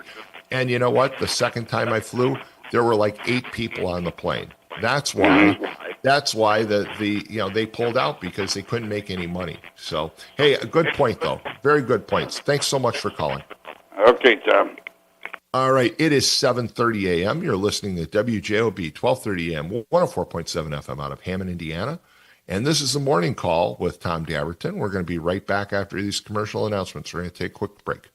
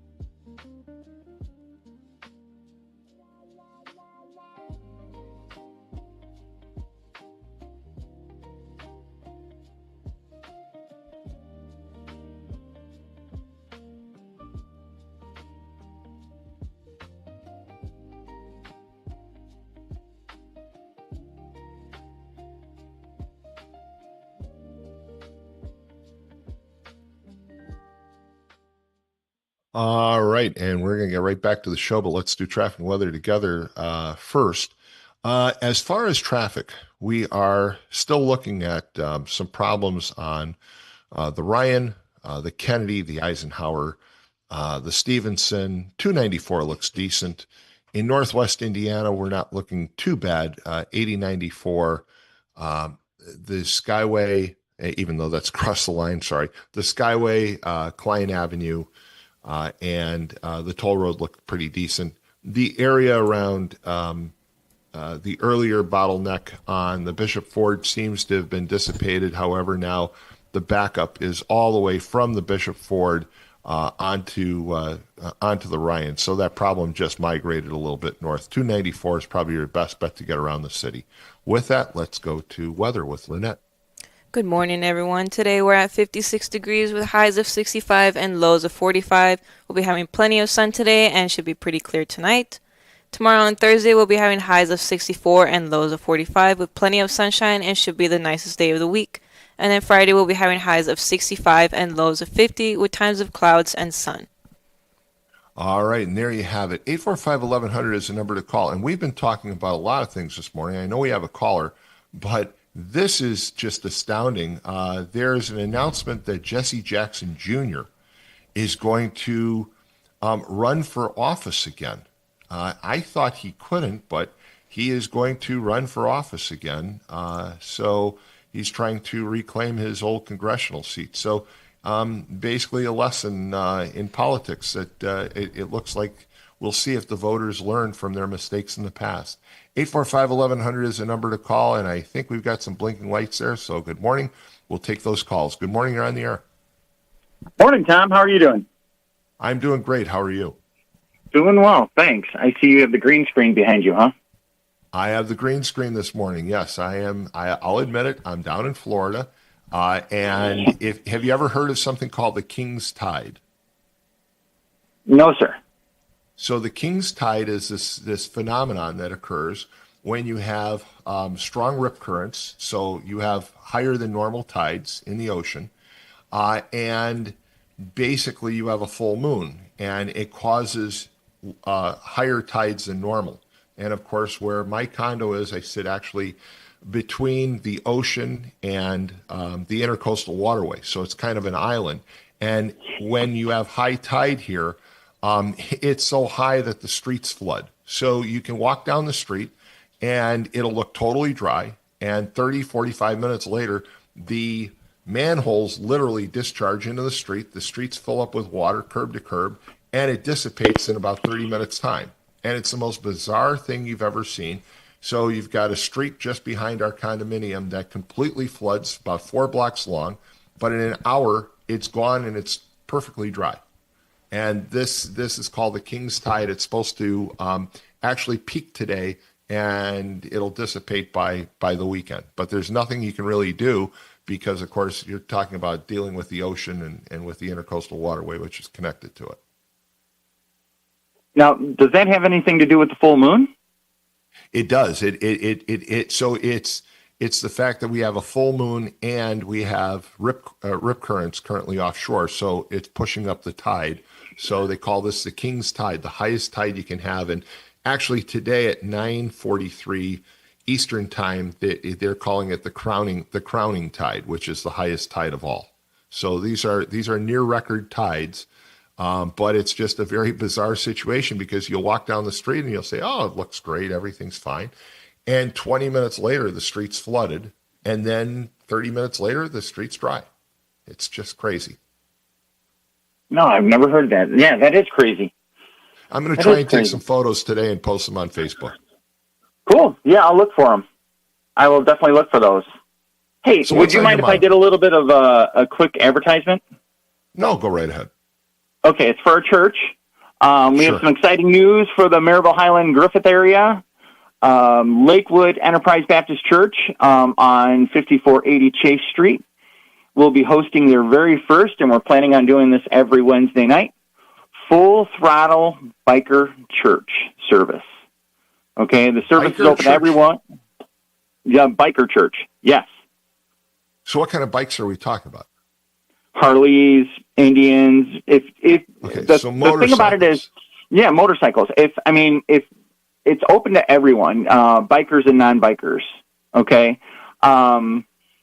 But we're doing something different for the community. There's another one, actually Heartland Christian Church has one in Hebron, a full throttle biker church, and we're trying to make our church one of their campuses. They have numerous campuses around, but they only have one of the full throttles. So we're trying to reach out to the community. A lot of times people don't feel so comfortable coming to church because they're not, dressed up and everything, and people look down on them and kind of, whatever. Our church is not going to be doing that. This church does not do that. We just want to share the gospel of Jesus Christ and share the love. I think it's a wonderful idea. I think any way you can get people to consider and return to church and religion, I think that it's something that's sorely missing in society today. So I think it's a great idea. I applaud you for it. It's obviously a very unique way to reach people. But hey, if it works, more power to you. Absolutely. Yeah, we're really hoping that we fill the pews tonight. So again, 5480 Chase Street in Maryville. Look for Lakewood Enterprise Baptist Church. It's going to be at 6:00 tonight, and come one, come all. Seriously, all right. Everyone is welcome. Very good. Hey, thanks so much. Okay, thank you. Have a good one. You too. 845-1100. We've got another caller, so we'll go right to that call. Good morning. You're on the air. Well, Gary Passenger Service. The listeners out there, they have no idea. There have been repeated efforts to bring in passenger service to the Gary Airport. They always started the same way. We're here for the long haul, and they were out within a matter of months. Well, let me throw this out. I remember in 1976, driving by Gary Airport. It was 1975. I take that back because I still had a learner's permit, but my mom needed to drive to Michigan to pick up one of my brothers from school, and I helped do the driving. I had a learner's permit and I knew how to drive. So I'm driving on the toll road, and I remember my mother saying, "Keep your eyes on the road." And I said, "But look at the airport." And she said, "Yes, they say one of these days we're going to have be able to take airplanes. Take an airplane ride right out of Gary Airport." Now, that was 1975, and we're in 2025, and we still, it hasn't come to fruition. I just don't think it ever will. No, I mean, they had it, the powers that be around here had it wrong from the very beginning, and they stuck on this, Gary is going to be a third regional airport, it's going to be a salvation of the area, blah, blah, blah, blah, blah. But the problem is, it's in Gary. Get it? But here's the other problem. Even if Gary had no other issues, having the airport in Gary and getting commercial flights in and out of Gary is going to be a challenge. One, it falls into the Chicago airspace. Okay, it falls under Aurora Flight Control. There's a limitation on the number of flights that can occur in Chicago airspace, which we've been at a maximum for years. And the fact is that, the airlines have invested so much money in O'Hare and Midway. They're not going to come to Gary because, as I told the one caller, if they come to Gary, they basically have to duplicate what they already have at Midway or at O'Hare. So they're not going to do that. They're not going to say, okay, you know what, I'm going to hire another set of individuals to clean those planes and fuel those planes and do all the things that would be necessary to make those planes work. It has to be an airline that doesn't come to the Chicago market. And frankly, there aren't any successful airlines that don't come to the Chicago market. So it's unlikely. What I argued was, look, develop Gary as first as cargo. Right. Number 2, corporate. Number 3, general aviation. And I remember and that's what they've been doing, and it's actually working pretty well. Yes, exactly. there was in terms of the third regional airport thing. One of the I saw the report myself, and it recommended for a third regional airport, and they recommended, given the growth in passenger aviation passenger services and so forth, that the area needed a third regional airport. And the study, they looked at like 20 different sites where they looked at each site from the perspective of certain categories and so forth, and they concluded that Peatone was the best site. And Chicago pushed the Chicago political class pushed that until they realized they were not going to be able to control the patronage. That was the issue. And as soon as they learned that they couldn't do the pay, bam, that was the end of Peatone. That would have been good. And Gary, what I suggested was have the Peatone site for passenger, and Gary developed for cargo, general aviation, corporate, and as a backup to the third regional airport. So if there's problems at the third regional airport, the planes could be diverted to Gary, kind of. And to suggest this pattern, I mean, people would go nuts when I said the idea of Gary as a passenger hub, third regional airport is ridiculous. Have you flown out of Gary on a commercial flight? I have. As I mentioned earlier, Walt, I've flown out of there twice on commercial flights when it was the old Pan Am Airlines. It was a startup airline using the old name of Pan Am, and it was wonderful. We flew to Florida, to the Orlando area. It was extremely convenient. I tried my best to convince people at the time that they ought to do it. The second time I flew, there were only 8 people on the airplane. Yes. And the flight attendant said, she said, look, this flight is doomed because we only have 8 people. And she said that was actually more than they had. I think she told me the day before they only had 4. And so nobody used it. And that's a problem. And again, it would take a startup airline to fly out of Gary, and people will have to support it. I hope they do, but I think it's unlikely. And I think that you're right. The focus has to be on cargo, has to be on corporate flights and general aviation. That's where the opportunity is for Gary Airport. And this idea that we're going to have, Southwest Airline give up some of its flights and relocate there, it's not going to happen. United, American, they're not going to relocate their facilities to Gary. They're just not. I flew out of there. It was perfectly fine. But you see, I grew up in the area. As a kid, I and my friends, we would bicycle over to the Gary Airport and make a nuisance of ourselves. I brought a totally different perspective to it. There's nothing wrong with the service. The ground facilities are perfectly fine, good runway and so forth. But it's in Gary. How do you get mass populations to go to Gary? I mean, people drive down the toll road. I think they will use it if there's an opportunity, but I don't think the opportunity is there. Hey, Walt, I think we need to move on. We've got some additional callers, so good. Thanks again for calling. 845-1100. We've got some additional callers, so we'll go right to those calls. Good morning. You're on the air. Tom. Yes. Good morning. Good morning. I'm good. How are you? Good. Hey, How are you? Correct me if I'm wrong. Is the correct pronunciation of your producer's name Lee Nett? So I'm going to let her jump on and explain it because it's Lynette or Lynette. So Lynette, go ahead. Yes, it's either with an accent or without an accent. Lynette or Lynette is fine. Okay, fantastic. Lynette, good morning. Good morning. Tom? Yes. Is part of the government shutdown the fact that the Democrats want to give health care to illegals?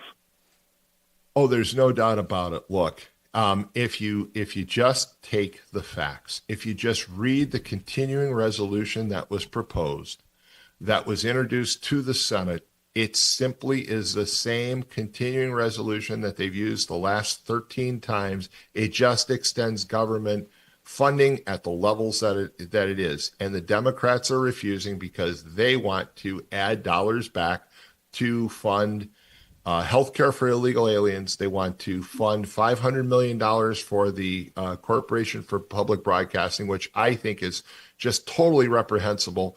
Why do you and I need to give tax dollars to fund PBS is beyond me. They sell ads. Channel 11 sells ads. Every other PBS station in America sells ads. Let them operate under the same conditions that every other commercial operation operates under. And the same is true with radio. Okay, NPR, they sell ads, and so does WJOB. So you may not like Jed, but why should Jed have a disadvantage where he doesn't get federal funding? Why should NPR get federal funding? It's just wrong.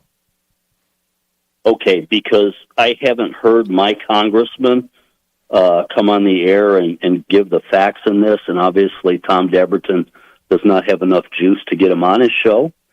So I did some research on this, and I looked at whitehouse.gov, and you can look at that however you want, but this is what they say. Here's just what you need to know. Never go to whitehouse.com. You know that, right? Okay. Fact. Democrats' proposal would result in nearly $200 billion spent on health care for illegal immigrants and other non-citizens over the next decade. Enough to fund the entire children's health insurance program. That's a lot of money. It sure is. And it's wrong. It's wrong. And the Democrats own this one. I'm sorry, but they do. It's not the Republicans. The Republicans gave a very easy to understand continuing resolution. You don't have to be an expert on Washington politics to understand what they're asking for. They're saying just fund things exactly the way they are. And the Democrats are the ones that want to add additional costs, even though we're in debt. And quickly, it says Democrats' proposal would once again allow those improperly granted asylum and parole under Biden's open borders scheme to receive Medicaid. Well, so again, I do want to point out that you are talking about a site that's controlled by the Trump administration. So it's not a neutral site. But if you go to the Congressional Budget Office, which is a neutral site, the Congressional Budget Office, the CBO, is a neutral site. It's not pushed by the Democrats or the Republicans or the Trump administration, the executive branch, Congress. They simply provide the facts. And the CBO says that the Democratic proposal basically adds billions of dollars to the debt. Okay. And let me counter with this. And I called yesterday's show, and I know they've named it after callers calling your show to talk about the previous day's show. And I called and gave them this online review of the White House press secretary taking questions. And it was found on America's Voice News on October 3rd, where she addressed it, where Caroline Leavitt addressed this question about illegal health care to illegals, maybe I should say, and gave the numbers. And my response to that is there are some educated journalists in that audience, I would guess, and none of them have come back countering Caroline Leavitt's numbers on the funding of illegals and their health care and the number of visits to emergency rooms in which you and I pay for. Well, and I would, look, I will say, hold on. I will say that I don't care who they are. If they're a human being and they need emergency care, we need to take care of them. But that's not the issue.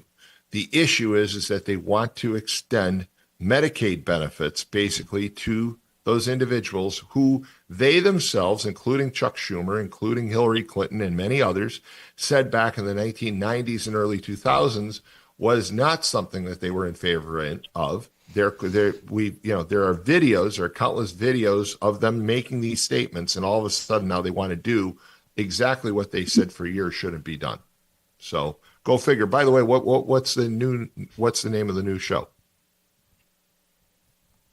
Of the show that I just... Yes. You know what? Between Orange Man Bad, Republicans Suck, Conservatism Isn't Our Bag, I simply lost the name of the show. Not a problem. It could be, there was Toys R Us store. It could be Woke Is Us. Maybe that's what they're going to name it. I don't know. Well, that could be. That could be. But again, you're right. You're 100% right. The Democrats own this one because they're the ones that are trying to add additional dollars. And we're broke. This country is broke. As far as the federal government, we've got a massive debt. We just keep on passing it on. So the net is going to be paying thousands upon thousands of dollars a year to pay off that debt. And we just keep on kicking this can down the road. So I have to agree with the Republicans on the idea of just continue the spending at the levels that they're at and don't add anything more. Makes sense.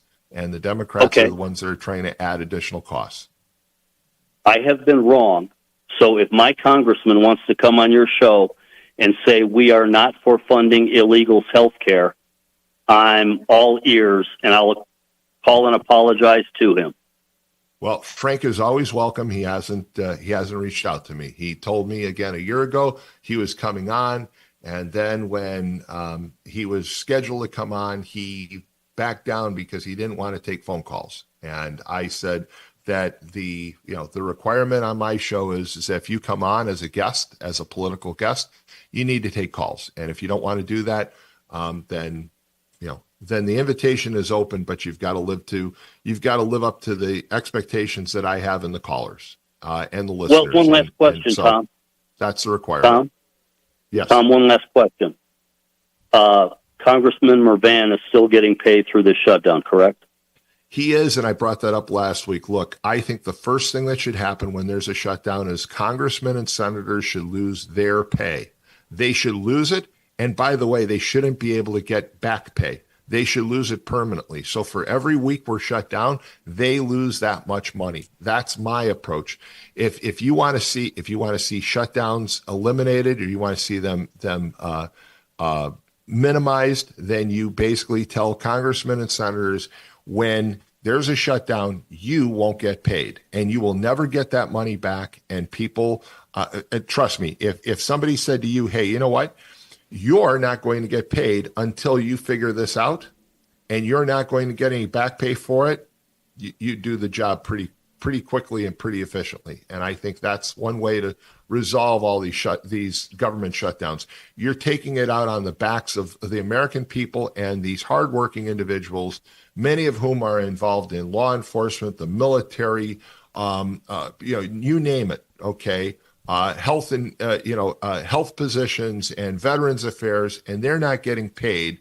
Air traffic controllers are not getting paid, and congressmen and senators made sure that they're taken care of, and that's just wrong. And we probably ought to clean house with all 535 members of the Congress and Senate.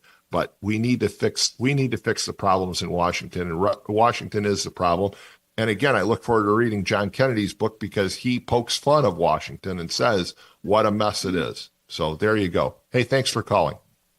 Thanks, Tom. 845-1100. Looks like we have another caller. Yes, have another caller. So we'll take that call and then we'll go to a break. Good morning. You're on the air. Yeah, I was only going to call back because you talk about the tides and your street flooding. Okay, yes. Many moons ago, I hauled over length to the East Coast, somewhere I think where they have gambling boats or something way up on the East Coast, and the tides come in and out. Well, it was interesting because the guy behind me, there was me and another guy, because I was experienced with stretch loads. It was like the piece of pipe was sticking, I don't know how far out after I stretched the trailer all the way out, but we had a good time getting up there and making sure that guy that was in the experience learned how to do it like I did. But when we got to the coast, right away I saw that boat dock and the bait shop or their place. I'm watching the watermark, and then the guys told us where to position the trucks till in the morning, and then I'm watching that their portable barge for pounding these things down and putting them up in there, how high they tied their ropes for that barge. So I told an inexperienced driver, I says, now, before you get out of that truck in the morning, you be careful, because this water's going to be probably up to our tanks. And I made sure I went to the bathroom, got everything I needed in the morning. And it was funny how you watch it. You watch that tide come in and then goes out. But he just got up and decided he's going to get out the truck and go to the bathroom. Well, he didn't pay attention how high that water was and went all the way up to his belt. But that's the thing about. And then I'm sitting there, I'm watching the tide, and the tide it's amazing. You just watch it come right in, and then all of a sudden, like you said, 30 minutes or less, it's out. It's gone. Yes, it's gone as quickly as it comes in. It's remarkable, but it happens. And by the way, you're listening to WJLB 1230 AM 104.7 FM in Hammond, Indiana. It is it is 8 a.m. So in the Calumet region. So I just want to give time and station identification. Yeah, you're right, Mike. It comes in and it leaves as quickly as it does. And when we got down here, I saw the streets flooded, and I said to my wife, well, they must have had some really heavy rains. And people told me, yeah, it'd been raining really hard here. So I didn't think anything of it. And the next morning, all the water is gone.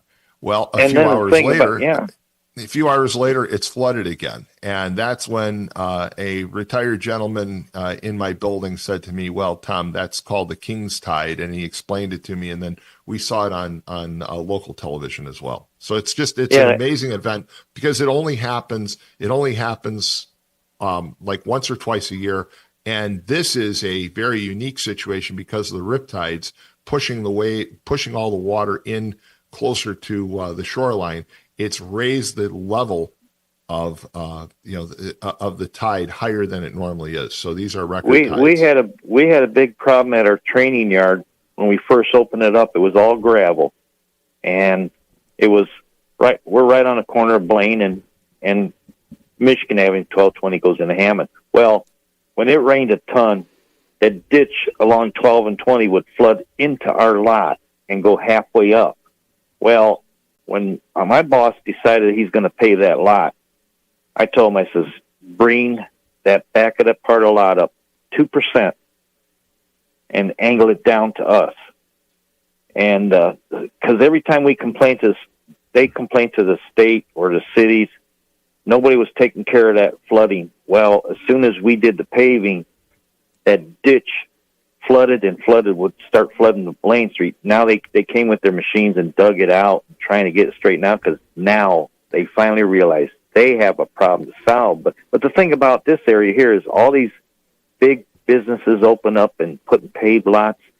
The little Calumet River probably working harder nowadays because everything's building up and they're putting paved lots, and all of that's running off into the sewers and into the ditches, Sure. No, absolutely. And that was proven to be the problem back 20 years or so ago when the Little Cal flooded, because the more that you pave over, the less chance the water has to absorb into the ground. And if it doesn't absorb in the ground, it's going to run off. It's going to run off into basically into the storm drains, which lead into rivers and lakes, and it just raises the level of water. So you're absolutely right, Mike. Hey, thanks again for calling. All righty, have a good day, you guys. All right, take care. Why don't we go to a quick commercial break? You're listening to the Morning Call on WJLB 1230 AM 104.7 FM. When we come back, we'll do a final traffic and weather, because at 8:30, Think Parks will be in our place. So we're going to be in the last half hour. We'll be right back.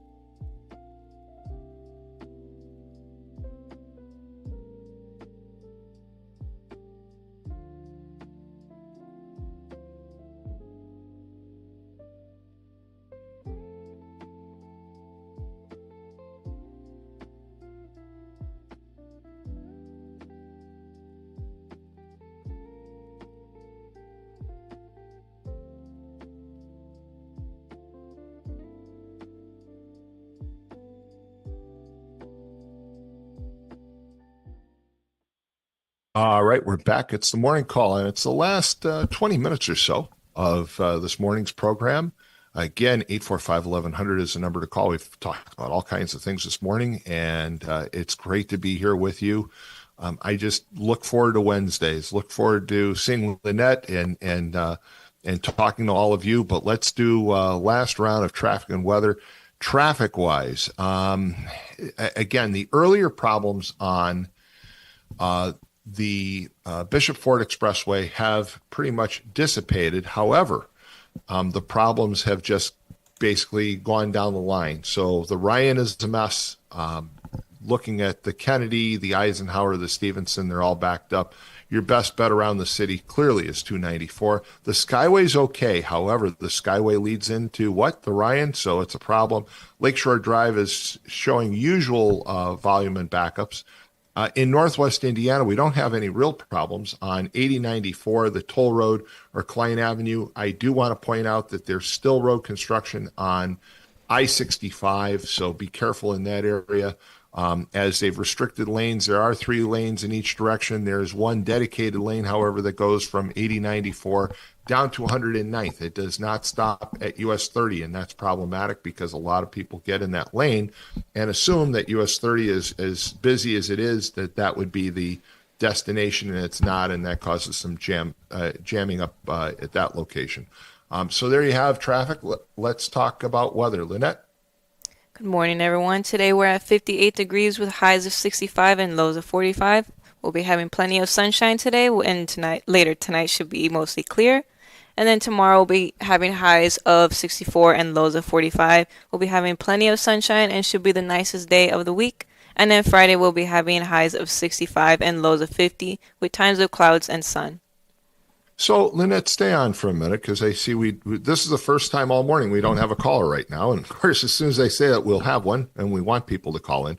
But you're young, you're in your 20s, you've got a great life ahead of you, and you're going to have do great things and enjoy great things. I know that for a fact. But how concerned are you about things like, for example, the national debt?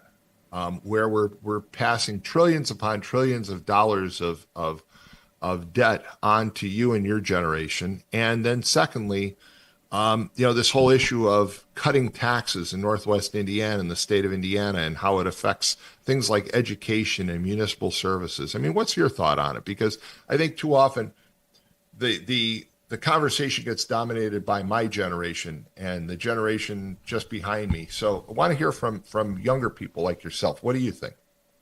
I think it's really unfair, and I think it's almost like we've been set up for failure, and I don't think it'll be fixed for a long time. But I mean, do you realize that we are approaching the point where we're going to basically be spending more money in the national budget than we spend on anything else, including our nation's defense? We're going to spend more money on the interest on the national debt than anything else. That will occur in the next year or so. Yeah, I think it is really unfortunate, and like I said, I think we're being set up for failure at this point. Yeah, I mean, so when your generation, basically, when we're out of the way completely, we're going to leave you with this massive debt, and we're going to basically say to you, here you go, Lynette, pay off this debt, and you're going to have nothing to show for it, because I don't think people can argue that we've built this great government, we've built this great system that the debt was necessary. Instead, we've spent money on all kinds of stuff. And yes, it's nice to help people out, and yes, it's nice to put all kinds of projects in place. But if we don't, if we don't curb our propensity to spend, all we're doing is saying, okay, I'm going to spend money and you're going to pay for it. And that to me is not fair at all. Yeah, especially when a lot of us are struggling to afford to live. We don't have houses. We barely even have apartments. And most of us are still living with our parents. We need to have 2 or 3 jobs. Yeah, and by the way, we've driven up the cost of real estate.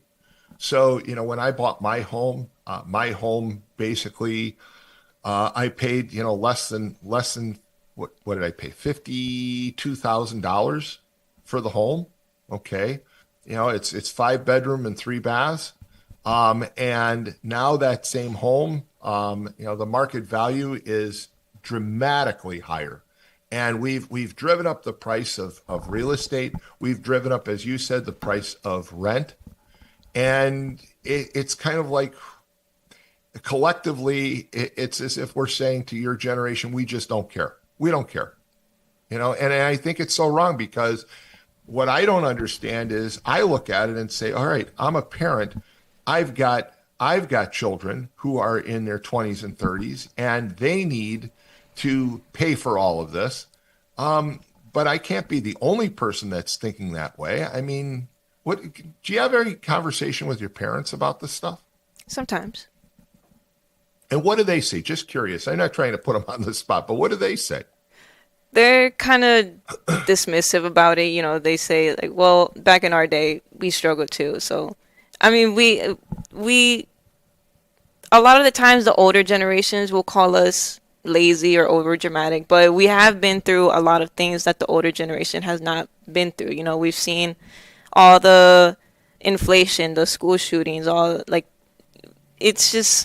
it's not really the same anymore. And you're right about that. Look, people could say, oh, there have been school shootings around for years, and there have been some, but the numbers are on the rise. Inflation, yes, inflation was far worse in the 1970s than it has been recent years. But inflation, regardless of whether it's 20% inflation or 10% inflation, inflation is inflation. But what we didn't have back then was this massive debt that's just hanging around your necks. And so if your generation comes up with the greatest idea known to man, you're not going to be able to afford it, because we've saddled you with all this debt. And again, I'm sorry to hear that the argument that my generation's dismissive, but collectively we are. We have not taken into account that we have spent all this money and then just passed it on to you and said, okay, now you're going to pay for it. And the argument of local government and schools. I mean, all right, you're graduated obviously for a number of years out of college, let alone high school. But high school it isn't a memory that's that far in your rearview mirror.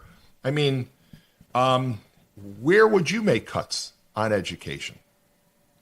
Where would you make them? And then we'll take that call. I'm honestly not sure, but I mean, education's it's super expensive now, and I mean, I have to pay thousands of dollars just to repay my student loans, starting soon, actually. Yeah, exactly. So yeah, that's right, because we've also set up this system where we give these student loans and we saddle you with huge amounts of debt, and the cost of an education, of college education, is far higher than it was when I went to school. So we've just saddled you with debt. Let's take the call. Let's go to the caller. Good morning. You're on the air.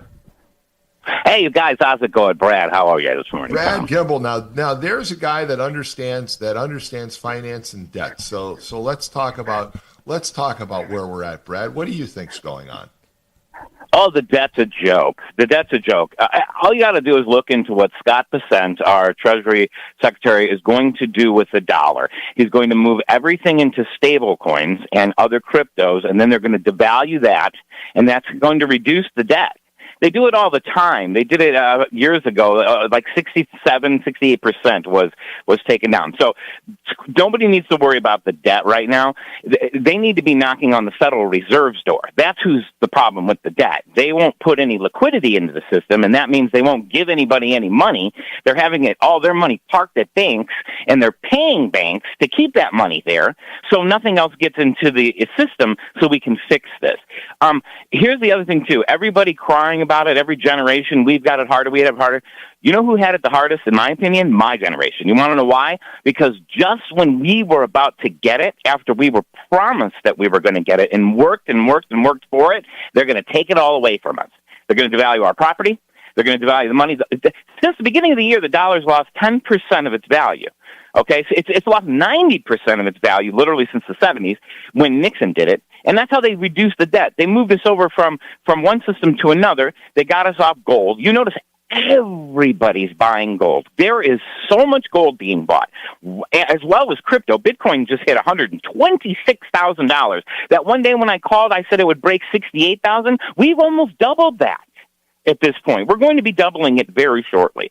So what I suggest people do is look into what the Federal Reserve's responsibility is here and realize and look into what Scott Bessent is doing, because everything is going digital. Hey, Brad, that's what Brad, all these distractions are for.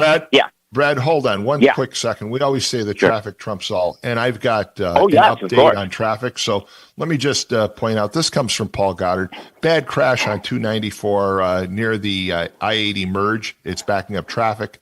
And my understanding is it's going to be a long time before this traffic gets cleaned up. So bad crash on 294 now near the 80 merge. It's backing up traffic, and it looks like it's going to take a long time before this one gets cleaned up. Go ahead. I'm sorry. You know, real quick, no, you're fine, Tom. There's like traffic every day and problems and shutting down. And, you know, I just want people to know this isn't just going on in our area. This kind of chaos is going on all around the country on a daily basis. So traffic is literally like the most important thing when it's coming to commerce, anything. But once again, you know, I mean, you heard the conversation with Lynette. Here she is. Yeah. She's having to look at all this debt. And by the way, we built some really crappy road systems too. We put them where they didn't belong. We remember back in the 1960s and 70s, they fought against the Crosstown Expressway in Chicago. So instead of having a way to go around Chicago, they basically said, no, we're just going to have everybody dump into the center. So all these great big expressways in Chicago, the Ryan, the Eisenhower, the Stevenson, and the Kennedy all dump into the same location. What a genius idea that was. I know. It's just insanity. You know, I don't know. I want to change the subject quickly because the debt thing is going to be something big, and I'll call in there more, but I want to focus on one thing really quickly. 10 USC, that's United States Code 332-334, okay? It's called the Use of Armed Forces to Enforce Federal Authority, the Insurrection Act. And it goes like this. The president can deploy the military domestically. 2, 1, suppress insurrections. 2, to enforce federal law. Or 3, protect constitutional rights when state authorities like Illinois cannot or will not. So I just want everybody to know, I believe that there is something much bigger to all these troops coming than just arresting who they want to consider an illegal immigrant. I think we're going to see an event, and we are right on the cusp of it. Go ahead. Well, let me say this. Let me say that I hope you're wrong. I hope you're wrong too. Because I certainly don't look forward to invoking the Insurrection Act. That basically says that our country has really slid down the tubes. And we are really, really in trouble. So I hope that's not the case. But I do too. I see your point. I see your point. Yeah, and I think, I'm sorry to say this, people, but I believe. I mean, I you know how I research, and I have a proprietary way of doing it and figuring out who's talking about what. I believe Chicago has been geared up for the last 6 to 8 months to be ground zero for what's about to happen. Whether it's a civil war that they are able to portray on TV that's happening. Because, I mean, if you look at it, it is kind of Civil War-ish. I mean, they're chasing down ICE agents. They've got 3 or 4 cars at a time. They're blowing red lights. They're causing accidents. They're doing all this kind of stuff, and they're provoking on both sides. And from what I can see and what my investigation is true of, a lot of these people at this facility in Bridgeview or Broadview, they're not even from Chicago. They're literally coming in and paid just like they were with BLM. And then you throw in the Charlie Kirk incident, which is the white guys, George Floyd, on the Republican side, and they just keep provoking. And the one thing that I don't see anybody talking about, except for myself, is what they're doing with the financial systems. And Scott Bessent, and it all goes back to the Treasury. I don't know if anyone saw over the last couple of days how hard it is to use your credit card anywhere. I had to go to 3 different gas stations to pay with cash only. And the gas stations all have the out-of-order pumps and everything because there is the switch. It's going on now. They're all moving it. So I know I'm coming with a lot of things, but there has to – go ahead. They're making it more difficult, but what's really crazy is, Brett, is what about places that say that they no longer take cash? I mean, to me, I thought cash was the basis for our economy, but they don't take cash. They don't take cash at ballparks. They don't take cash at certain locations anymore. I mean, you can't use cash.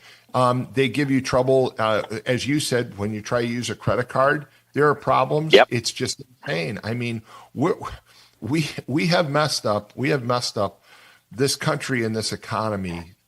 Just it's almost as if we were working at doing so, even though I realize it's all done through mistake and through just incompetence. But it goes back to John Kennedy's book. I mean, you know, he has some funny quotes in there, and basically says, you know, we're the idiots that caused this. Yeah. And this whole Insurrection Act, it's very interesting that it's being brought up and all this online when Congress is closed, because Congress has already pre-authorized it, and there's no procedural limits beyond its notification. So, and I guess it's one of the few areas where the president's authority can be considered truly plenary, which is, I mean, they can just do it. They can just go in, not tell anybody, create an entire situation, and not really inform anybody till the last second.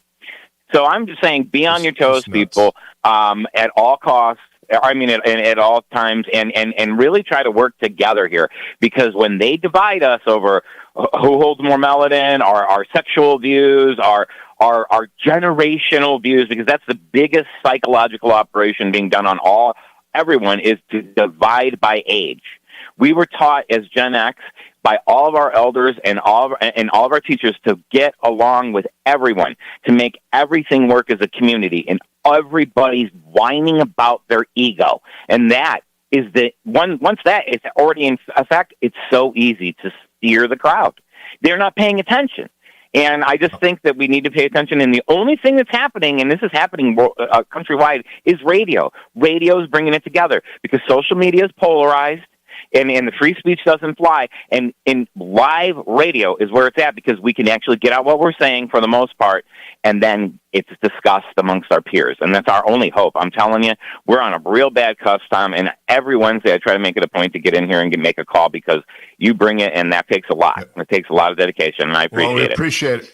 We appreciate it, and we've got one last caller. So thanks, Brad. Right, thanks for calling. We got the last caller of the day is going to be this caller right now. Good morning. You're on the air. Thanks. So I just want to throw in 2 cents here. I work with a lot of, you're talking about the ICE stuff, you know? Mm-hmm. I work with a lot of black guys, and most of them come from South Side, some on the West Side, but mainly South Side. And I don't know if the Democrats are reading the room right, but the black guys I work with, they are pounding the drum. They are all for what ICE is doing over there in Chicago. I'm talking big time. Look, I think that again, whether you're African American, you're Hispanic, you're white, no matter what, I think that there are some issues that we need to sort out as a population, and it's just unfortunate that we're where we're at right now. Yeah, I mean, I'm just saying that that's typically the voter base, for the Democrats, and their base. That's like I said, the working guys I'm interacting with every day. They are they're all for what's going on. Uh-oh. Okay, I think Tom had a little technical difficulty, so he is. Okay. Oh, he's back. Here we go. There we go.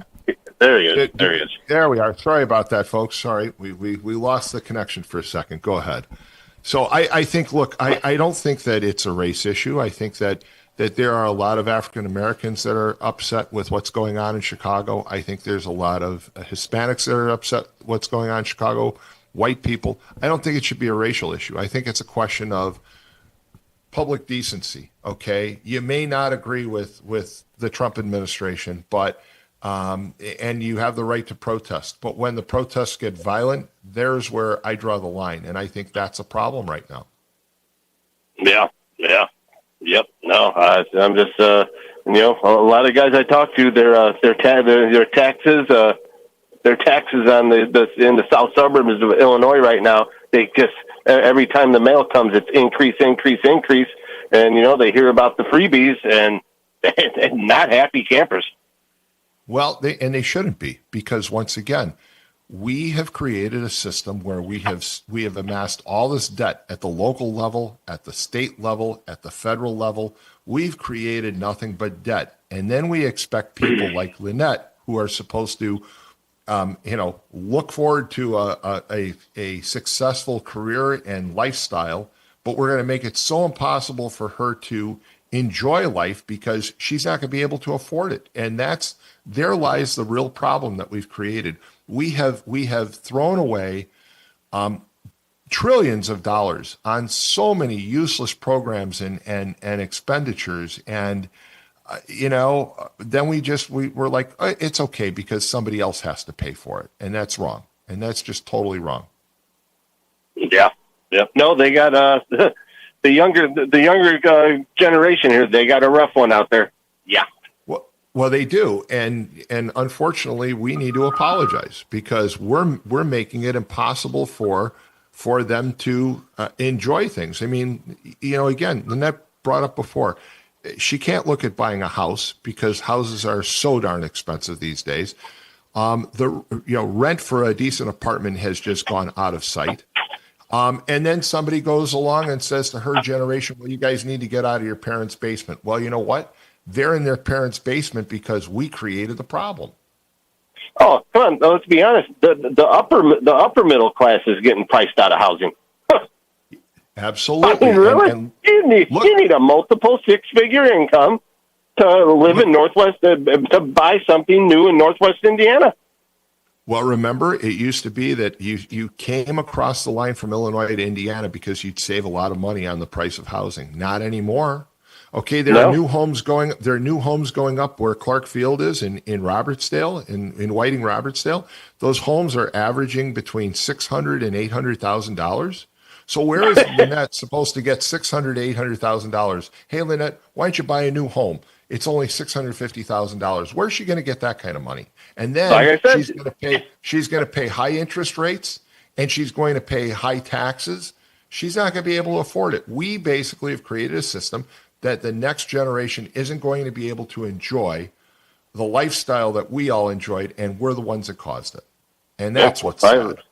Like I said, anything new in Northwest Indiana, multiple six figures, I mean, that's just the reality. Absolutely. Hey, thanks so much for the call. Have a good one. Last call today.